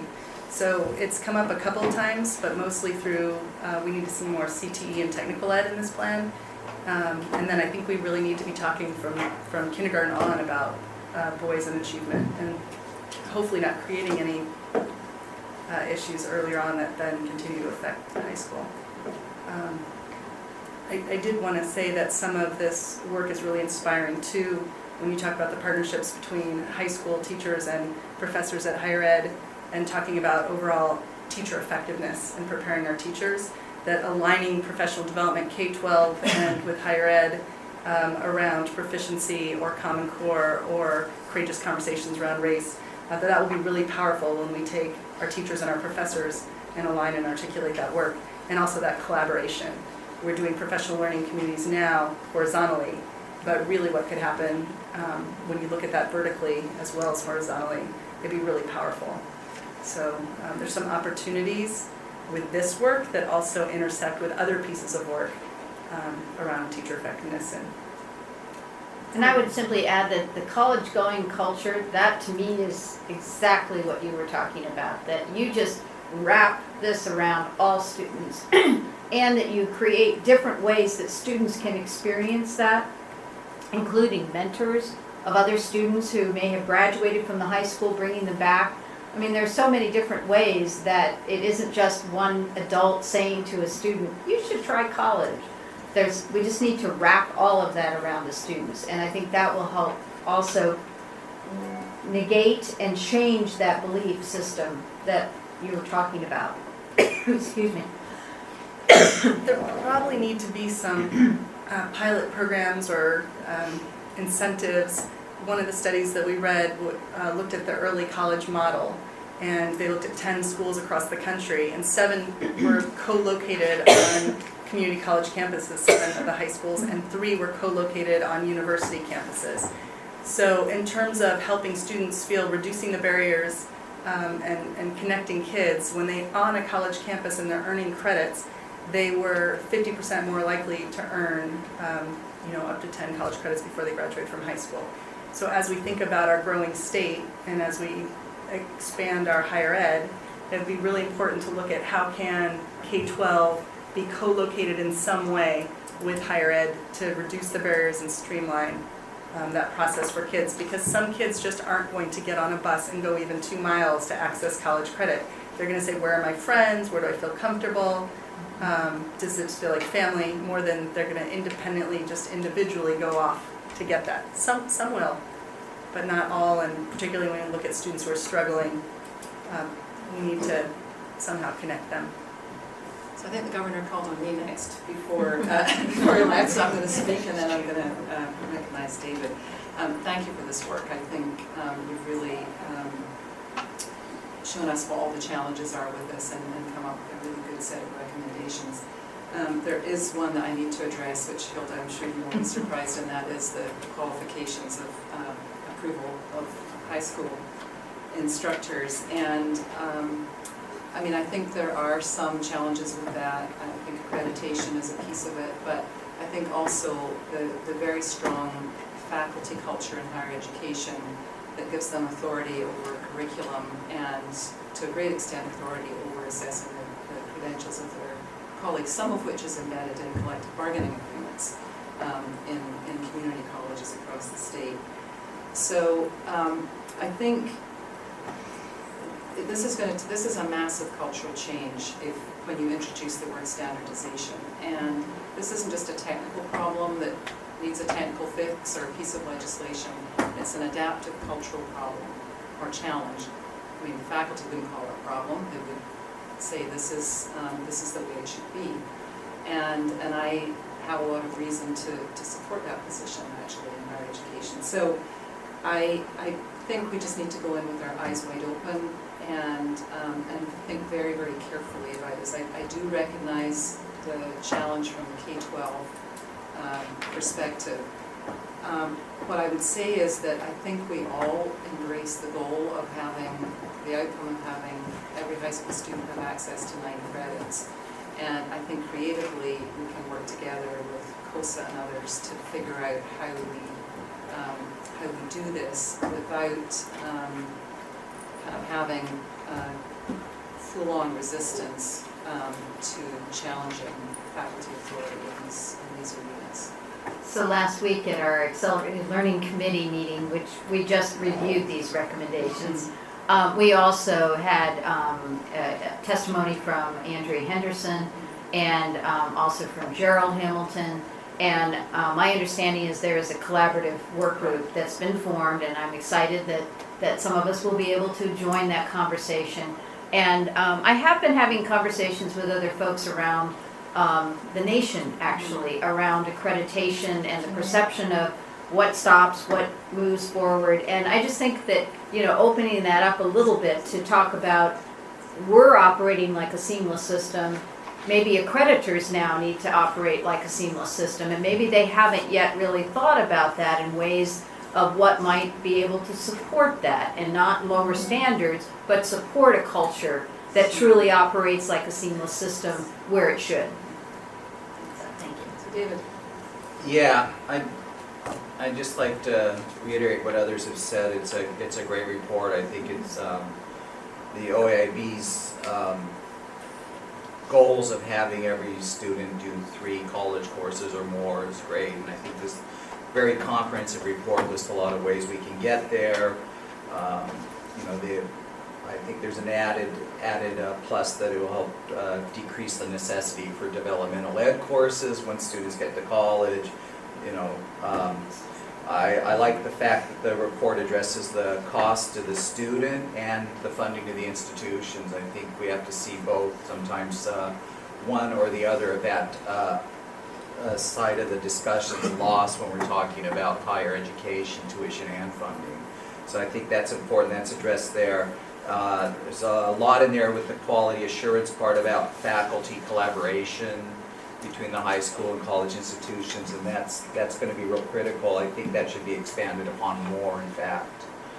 It's going to be quite critical, and it's going to need some funding and support, because what I'm hearing from teachers involved in various initiatives around the state that are working on dual credit and other kinds of college and high school initiatives are, a lot of it's being added to their workload. It's an extra. It's like, adding extra 5-10 hours a week on or whatever, and it's not being recognized as part of the workload. And people can do that. Sure, it's a new initiative, they want to support and everything, but if we want to make it sustainable, it's going to be necessary. And I think that should get addressed too. It's good, it mentions that the curriculum remains the responsibility of the colleges. Certainly if we're going to have students experience academic rigor and a true college education, that's going to be necessary, that the colleges retain responsibility for the curriculum. However, and it's to say also what Mary has said, I'm hearing it from a lot of faculty throughout the state, standardization, statewide standardization of instructor qualifications, a lot of faculty are really concerned about this.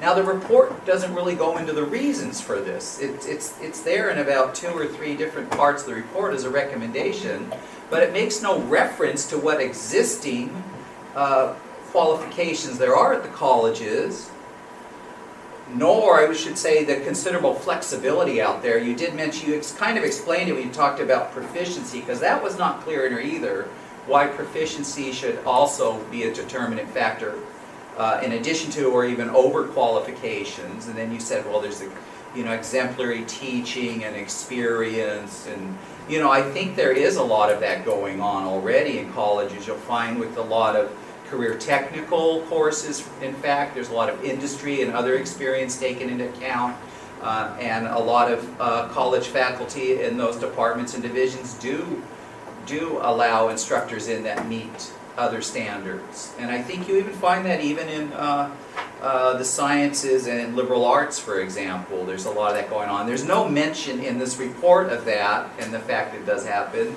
And there's really no mention about what the existing standards are, which for the most part are a master's with, usually with a minimum amount of accreditation in that particular discipline. So I think without that discussion, this report really, I mean, it's causing even more consternation among faculty throughout the state about why does some outside board or legislator or legislature want to come in and start dictating what those standards are, when that has been the tradition in higher education with faculty governance and faculty governance of curriculum and instructor qualifications. Mary mentions it's in contracts. Well, not only that, it's a lot of accreditation agencies even recognize that that is the faculty's role in determining who is eligible and qualified to teach those courses. And I can give you lots of other reasons why faculty consider the existing qualifications they have so necessary. And I think that's probably a discussion we should have with between post-secondary and their K through 12 colleagues, and that's not really in here. And I think that discussion does have to take place because I think faculty have a lot of valid points about the level of expertise and the depth of knowledge and the context for their discipline that come from having those standards. So I'll just say, you know, it should be nothing new to the committee. They've heard this all through too. But to see this in the report with no context and no reasoning and without really further discussion, it's going to be a major hindrance. I think there's going to be a lot of faculty concern will continue, to put it mildly. And David, you are reminding me that there was a document that was part of the committee's discussion that outlined all of the laws, the standards, the dual enrollment standards, and state policies from all over the United States. So I just didn't have that in here, so I really appreciate the reminder that without that, there's this void, and we will certainly make a better attempt at that.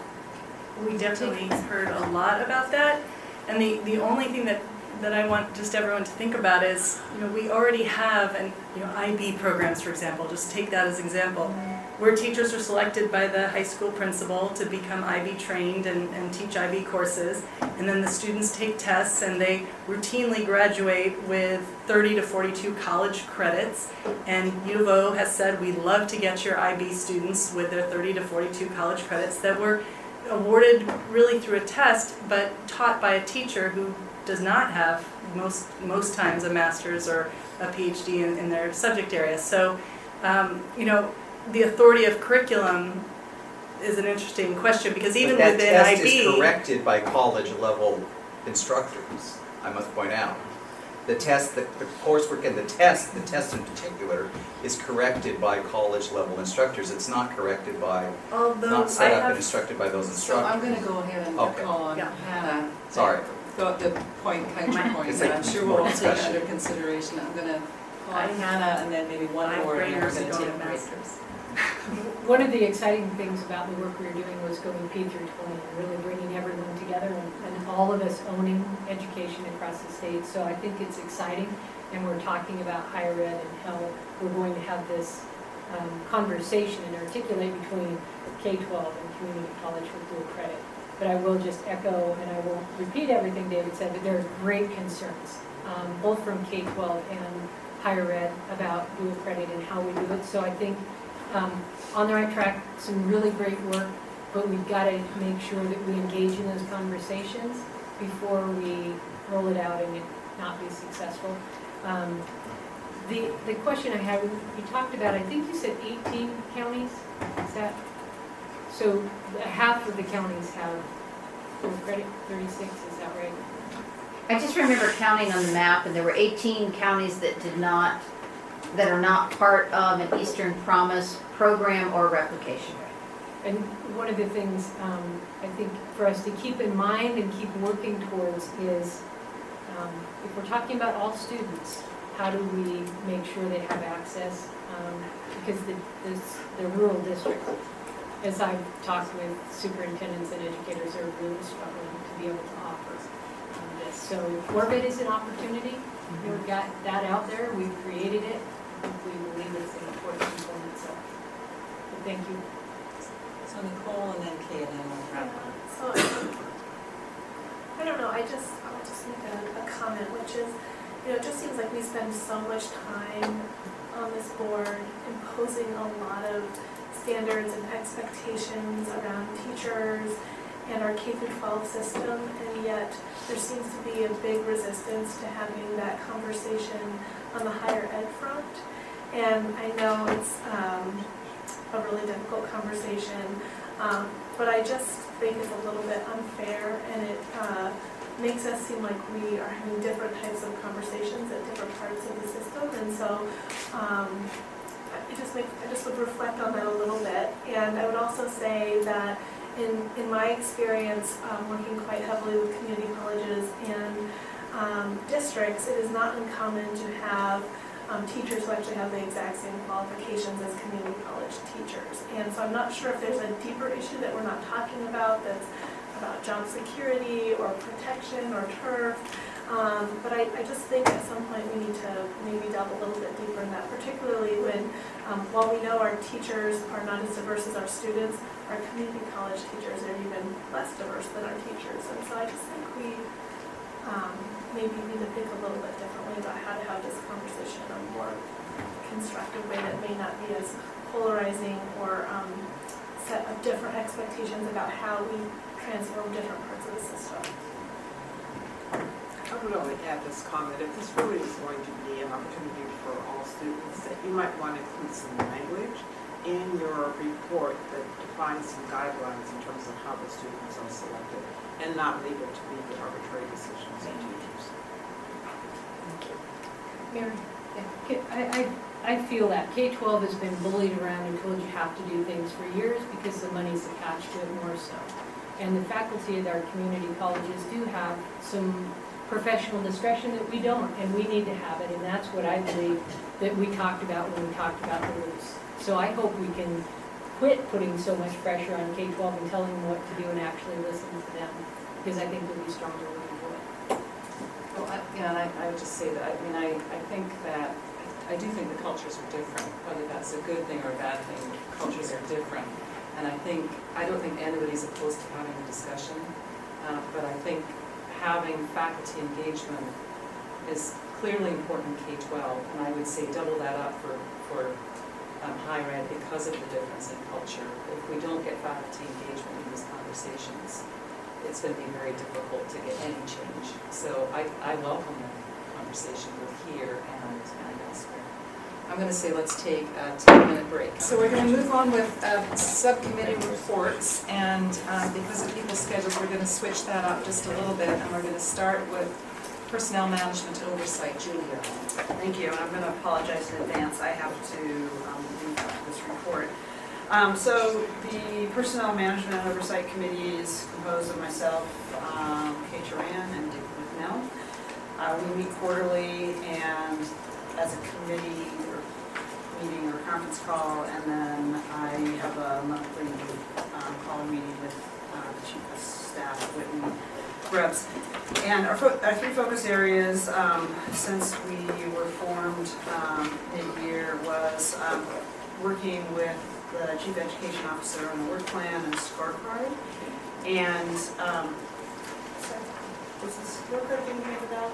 Or is that, did we agree with you, we're going to send it out after the meeting? The scorecard and the work plan, not the... Oh, yes, that's right. Okay, so there is a work plan that we have with a scorecard for chief education officer. It's aligned with OEID priorities and the strategic plan. We'll be sending that out afterwards, just so you all have visibility into sort of how the subcommittee is engaging with the chief education officer. We've also spent a fair amount of time on developing the protocols and policies for out-of-state travel and non-OEID external work with board service. And sort of an administrative portion of our committee work is sort of ongoing oversight of expenses, travel and staff, and then the trainings and compliance functions for the chief education officer and the staff. And then the third piece, which is really will be the subject of the main content of my report today, is the preparation for the 2013-14 evaluation process. We had a meeting 2 weeks ago, or a conference call, where we walked through what the sort of evaluation process would be for this year. Obviously, Dr. Golden was hired. When did we bring you on for that? September, so it hasn't been a full year. August 1st. So October 1st. it won't quite be a full year, but we figure it's good this first year to just sort of get in a regular cycle of an evaluation.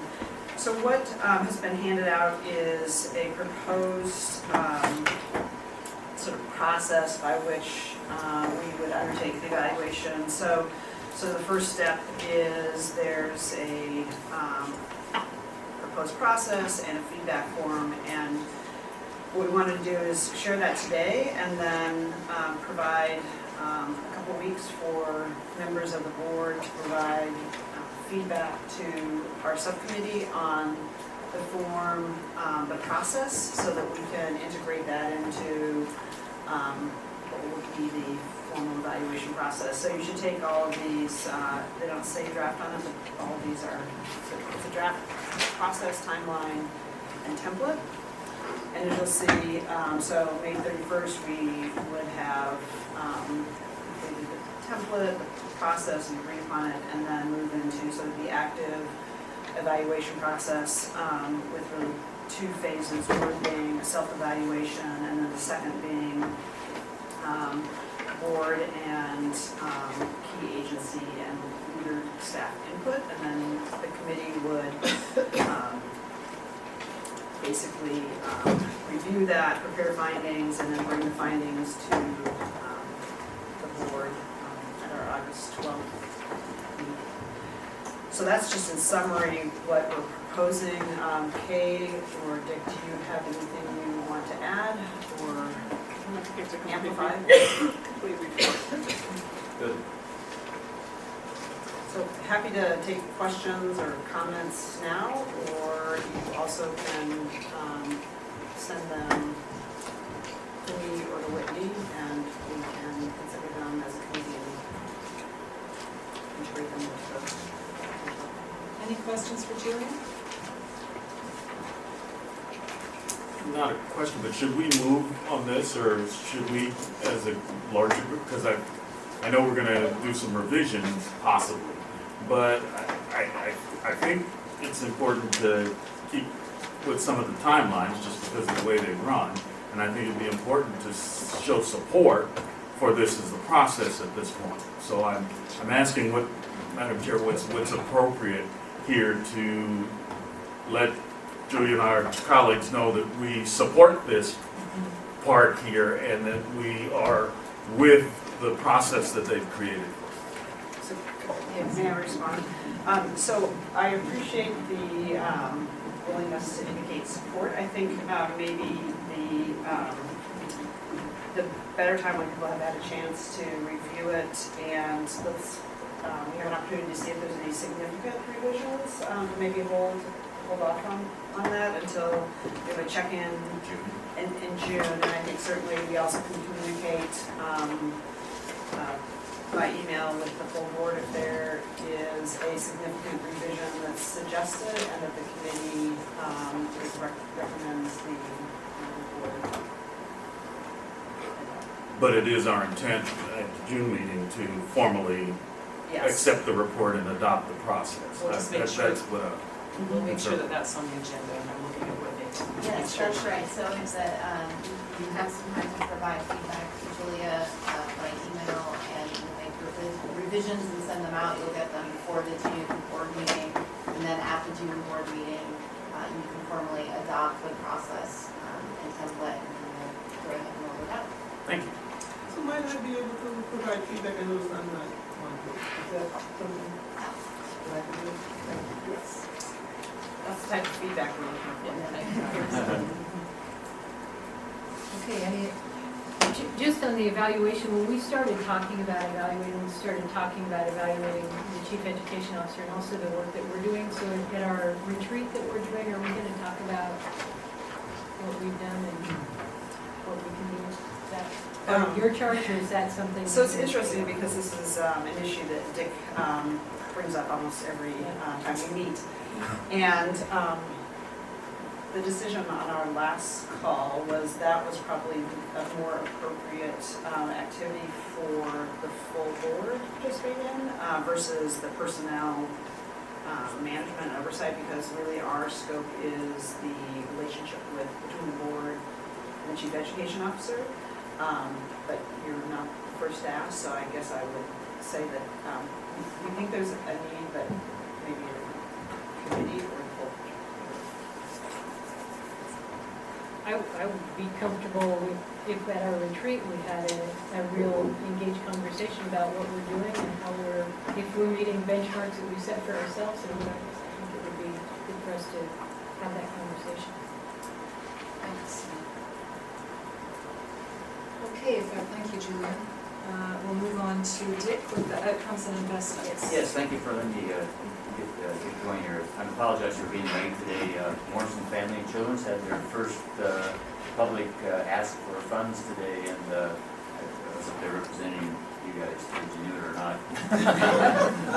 I behaved myself, so it all went great. So, and then I got the same thing here at 4:15, so another ask. We have a free clinic here in town that handles 800 patients a week at no cost to the physicians and also drugs. So it's a rock and roll deal here in Marion County. Seth is handing out now materials for us, and while he's doing that, our committee is made up of Henrietta Vanderleen, Ron Saxon, Pam Curtis, and Duncan Wise, and we met just the last week of April. The Outcomes and Investments Subcommittee has developed a process for hearing from other boards, commissions, and subcommittees, and you'll see that on the calendar that's outlined there in front of you. Last month we worked with OEIB staff and to create the template that is also in your packet. Over the summer, each group will present their top budget strategies and answer the questions that are in the template there in front of you. One of the critical things that we'll be looking at is which strategies can we really move the dial on. If there's any low-hanging fruit that needs your input as a full board course that will reflect the outcomes on the scoreboard. And at the end of the summer, our Outcomes and Investment Subcommittee will examine all the different recommendations and prioritize them, and then using the equity lens and other evidences of return on investment.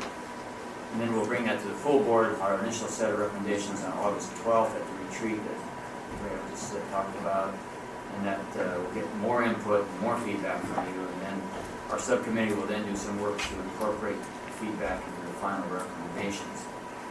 The final recommendations for the governor's budget will be presented by September 9th at the OEIB meeting. Time is clicking away, and so we'll be pretty active here. So that's any questions or anything? Questions for Dick? That's quite a name for the subcommittee, is Outcomes and Investments. Some people have the silly idea that we are responsible for outcomes and investments. There's a rumor going around, I refer them to the CEO, Nancy. Well, I thought that meant the Whitnall was gonna write us a check. Yeah, you're right. Yeah. All right, thank you, Dick. Yeah, you bet. Thank you. Best practices and student transitions, Dr. Curtis. So today at our meeting, we heard a report from Powering Up Oregon, Transforming Learning in Oregon Schools about using technology to transform learning. That started with a group from COSA. They provided for us a list of barriers and some recommended solutions, which we will include and first prioritize and include in our recommendations that we'll bring to you on June 10th. Then we also heard from school leadership in Oregon, initial findings and recommendations from the Chalkboard Distinguished Leaders Council.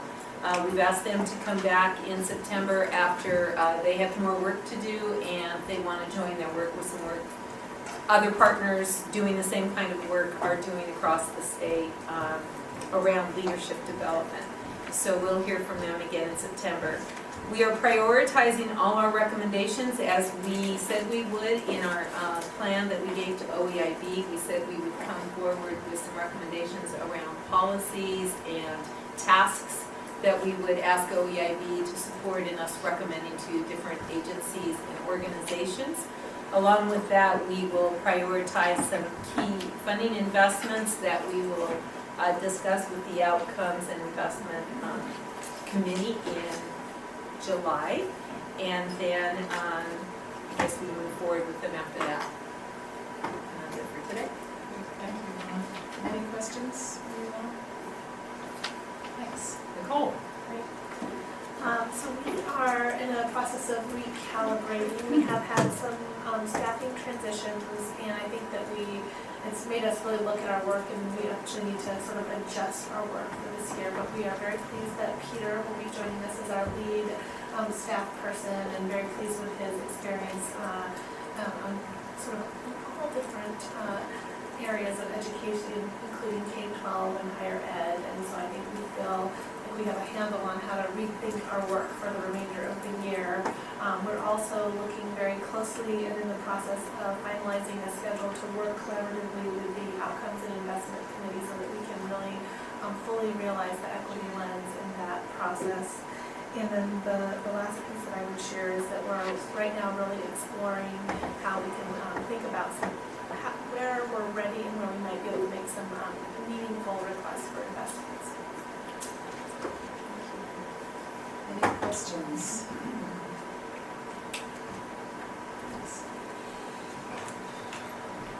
Okay, now we're going to move to agency reports, and this month it's our Youth Development Council Irisville Director.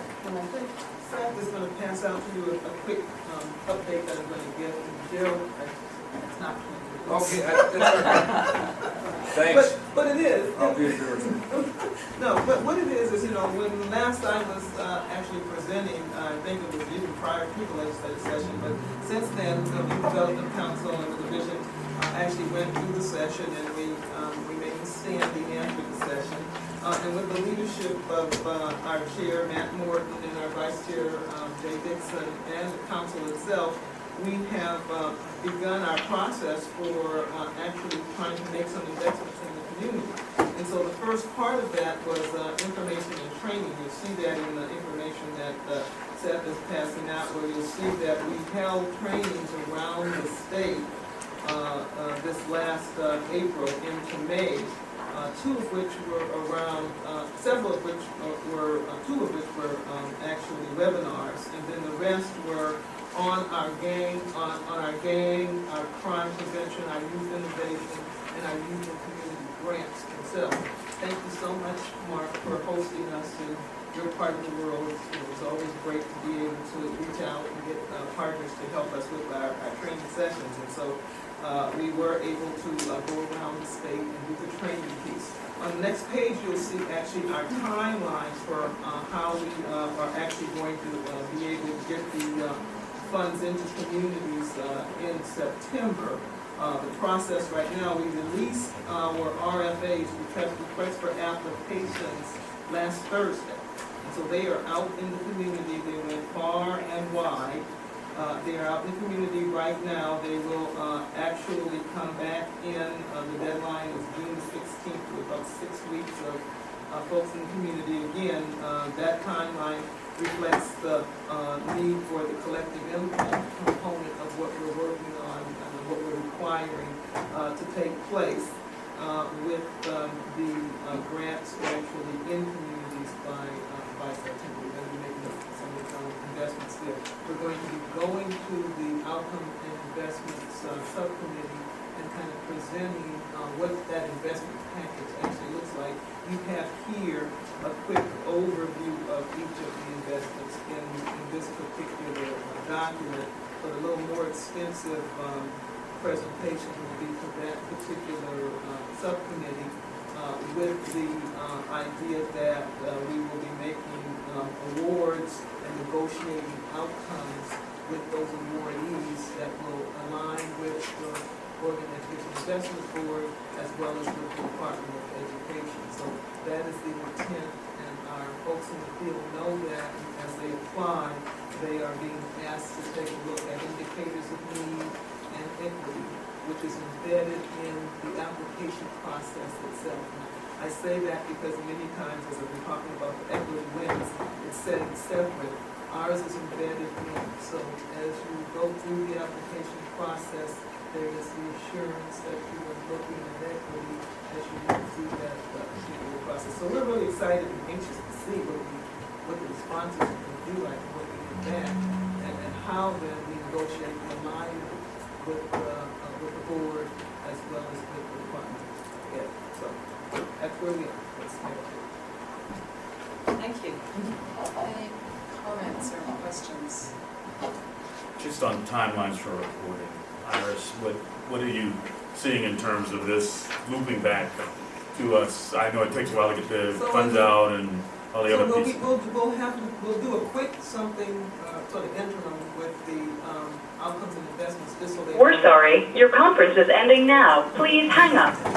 Just so they know where we are, and then sometime probably in September, once those awards are made and we've negotiated the outcomes with the awardees, we would probably come back and be able to give a presentation to you on how we align those, because they're going to have to align with the work of with the expectations and outcomes that the board is speaking, as well as with the strategic plan and investments that the department will put into. So that's where we'll be really wanting to come back in the fall and sort of show you where we are. Thank you. What is the total amount of money you're granting out? Okay, so it's in different grant streams. In the first grant stream, which is our youth and community grant, we have 6.4 million, but that's a biennial.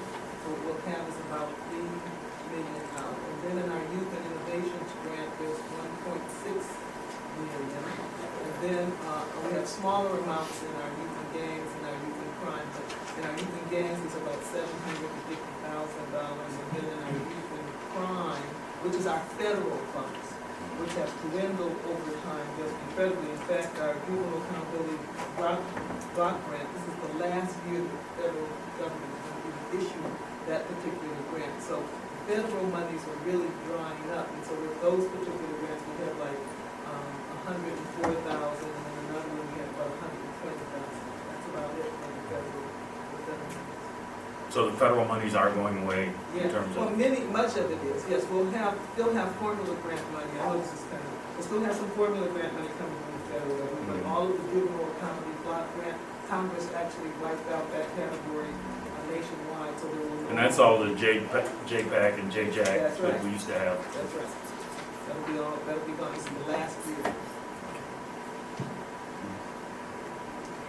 Any other questions?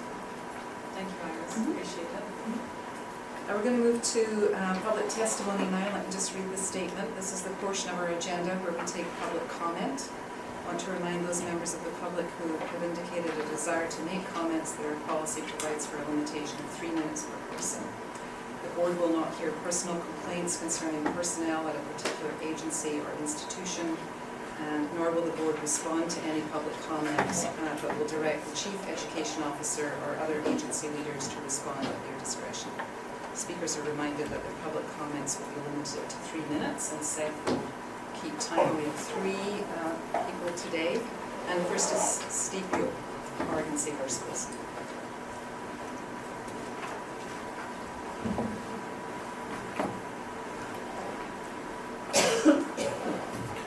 My name is Steve Buell, and I'm wearing the Oregon State Our Schools hat today.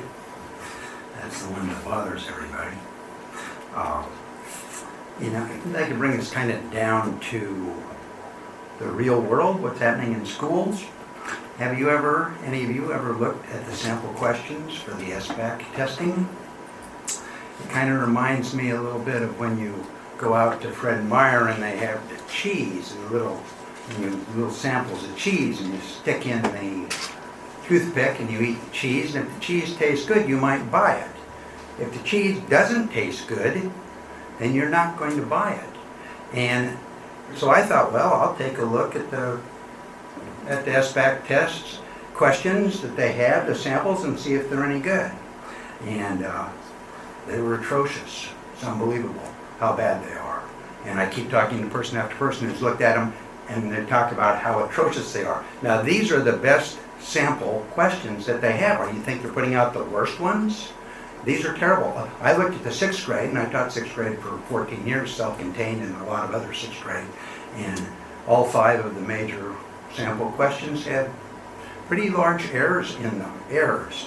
I was talking to a 3rd grade teacher from Milwaukee. They have doing this back in Washington too. She said one of the 3rd grade questions they put out into her staff, and there were 4 answers, and the staff split a third on 3 of the answers. The staff on the 3rd grade test. And so I just think that maybe we should be taking a look at that. And maybe if the samples aren't good, maybe we shouldn't be buying the test, because we don't get to check out the test, right? No one in Oregon has ever seen the test that we're now going to use. And you're advising the governor, I assume, to take this test. So here's your advice that I can see. This is your advice to the governor. Spend millions of dollars on a test which will heavily influence the education of every child in Oregon, which no one in Oregon has ever seen, based upon examples which are terrible. And while we were at it, let's use this test, which no one in Oregon has ever seen, to label schools and impact communities, evaluate and label teachers, even though any decent researcher can tell you this type of testing is inaccurate and thus unfair.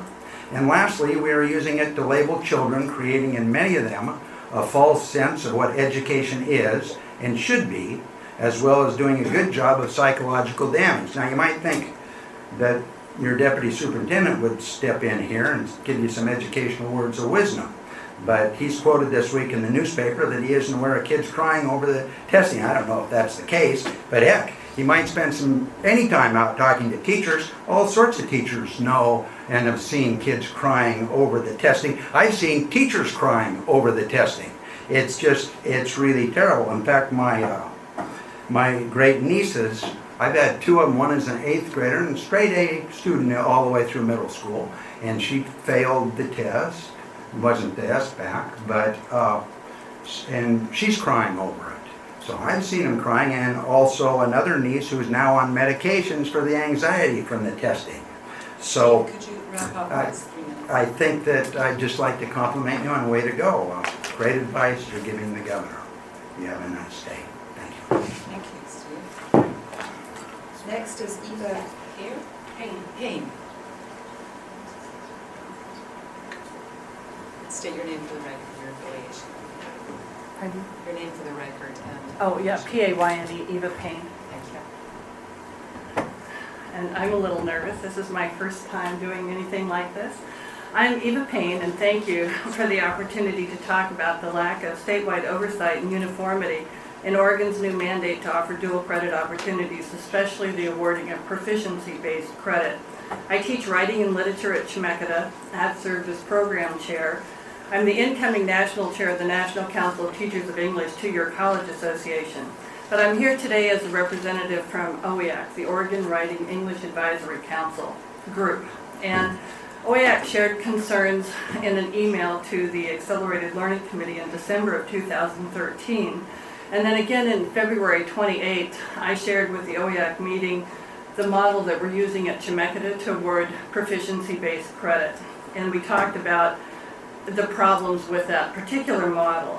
One of the main focuses of our February discussion was, and this is between, OEAC represents all 17 community colleges and 7 senior colleges. We have representatives from all the groups, and sadly, since the state quit paying for substitute teachers to come from K-12, we don't have as much K-12 representation as we should have, especially with the collaboration that needs to be done. But our concerns mainly focused on how this is going to impact students. If students are erroneously awarded credit because of inadequate or incorrect assessment, they may struggle being underprepared and frustrated because they'll have only the certification of skills without the actual skills. The other bigger problem, perhaps, is the validity of proficiency assessment tools used. If the validity of the tools used to assess proficiency credit is invalid, the transfer value of those credits are likely to decline, thus impacting such things as the Oregon Transfer Module and the AAOT. Chemeketa is not alone in pursuing opportunities for offering proficiency-based credit. Seeing what other models in other disciplines and at other colleges are doing would provide a path forward because our institutions and programs of study don't operate in isolation. The statewide work done for OTM and AAOT was time-consuming, messy, sometimes contentious, but it served the purpose of making students' credits transferable among all OUS institutions, and that was really good for students.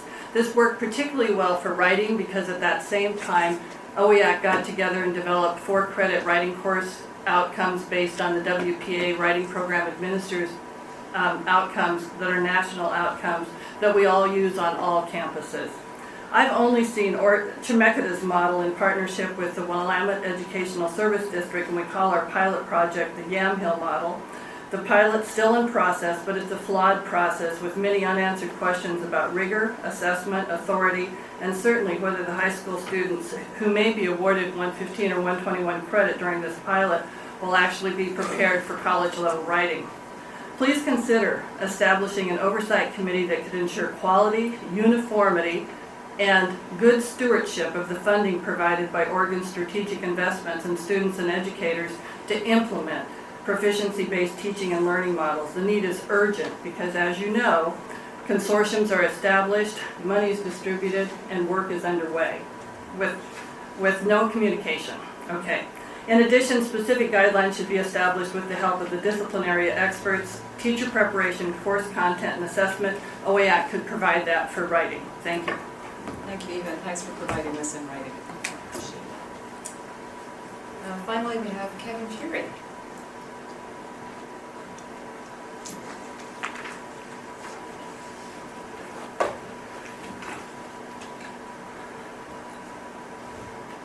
My name is Dr. Kevin Fury, and I'm an economics instructor at Chemeketa Community College, and I'm also the Community College advisor to the State Board of Education. And I'm here also to talk about performance-based dual credit.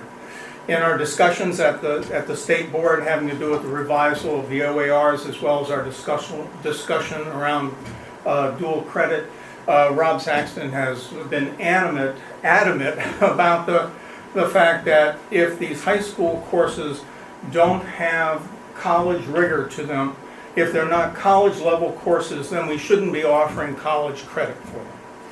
Now, what we've seen at Chemeketa, at least in the implementation of the Eastern Promise grant, is that this isn't coming out that way. And I think the major reason for this is that the incentives and fears that those who are implementing it, the school superintendents, are different from those who are at the top of the educational superstructure.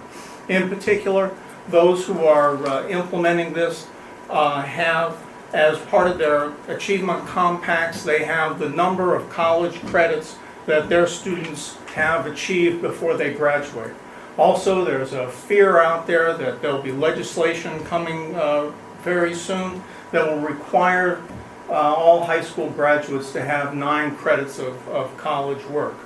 And while I'm sure there's no superintendent out there who wants their students to have a lower quality education, and I'm sure there's no superintendent out there who wants to set up their students for failure in the next level, if you have a situation where you have rewards given for quantity and there are no rewards for quality, then you're setting up a system which is biased towards sacrificing quality for the sake of quantity. Now, what we've seen at Chemeketa, and Eva, of course, talked in much more detail about this, But what we've seen at Chemeketa is instead of the college instructors determining what is going to be the content of the course, what will be the assessments of the course, what will be the grading structure of the course, what we've seen is negotiations at every step of the process. And at every turn, those who are representing the high schools are asking for less work and lower standards. One way around the problem with quality here, and a way around from negotiations district by district by district, is to establish statewide standards.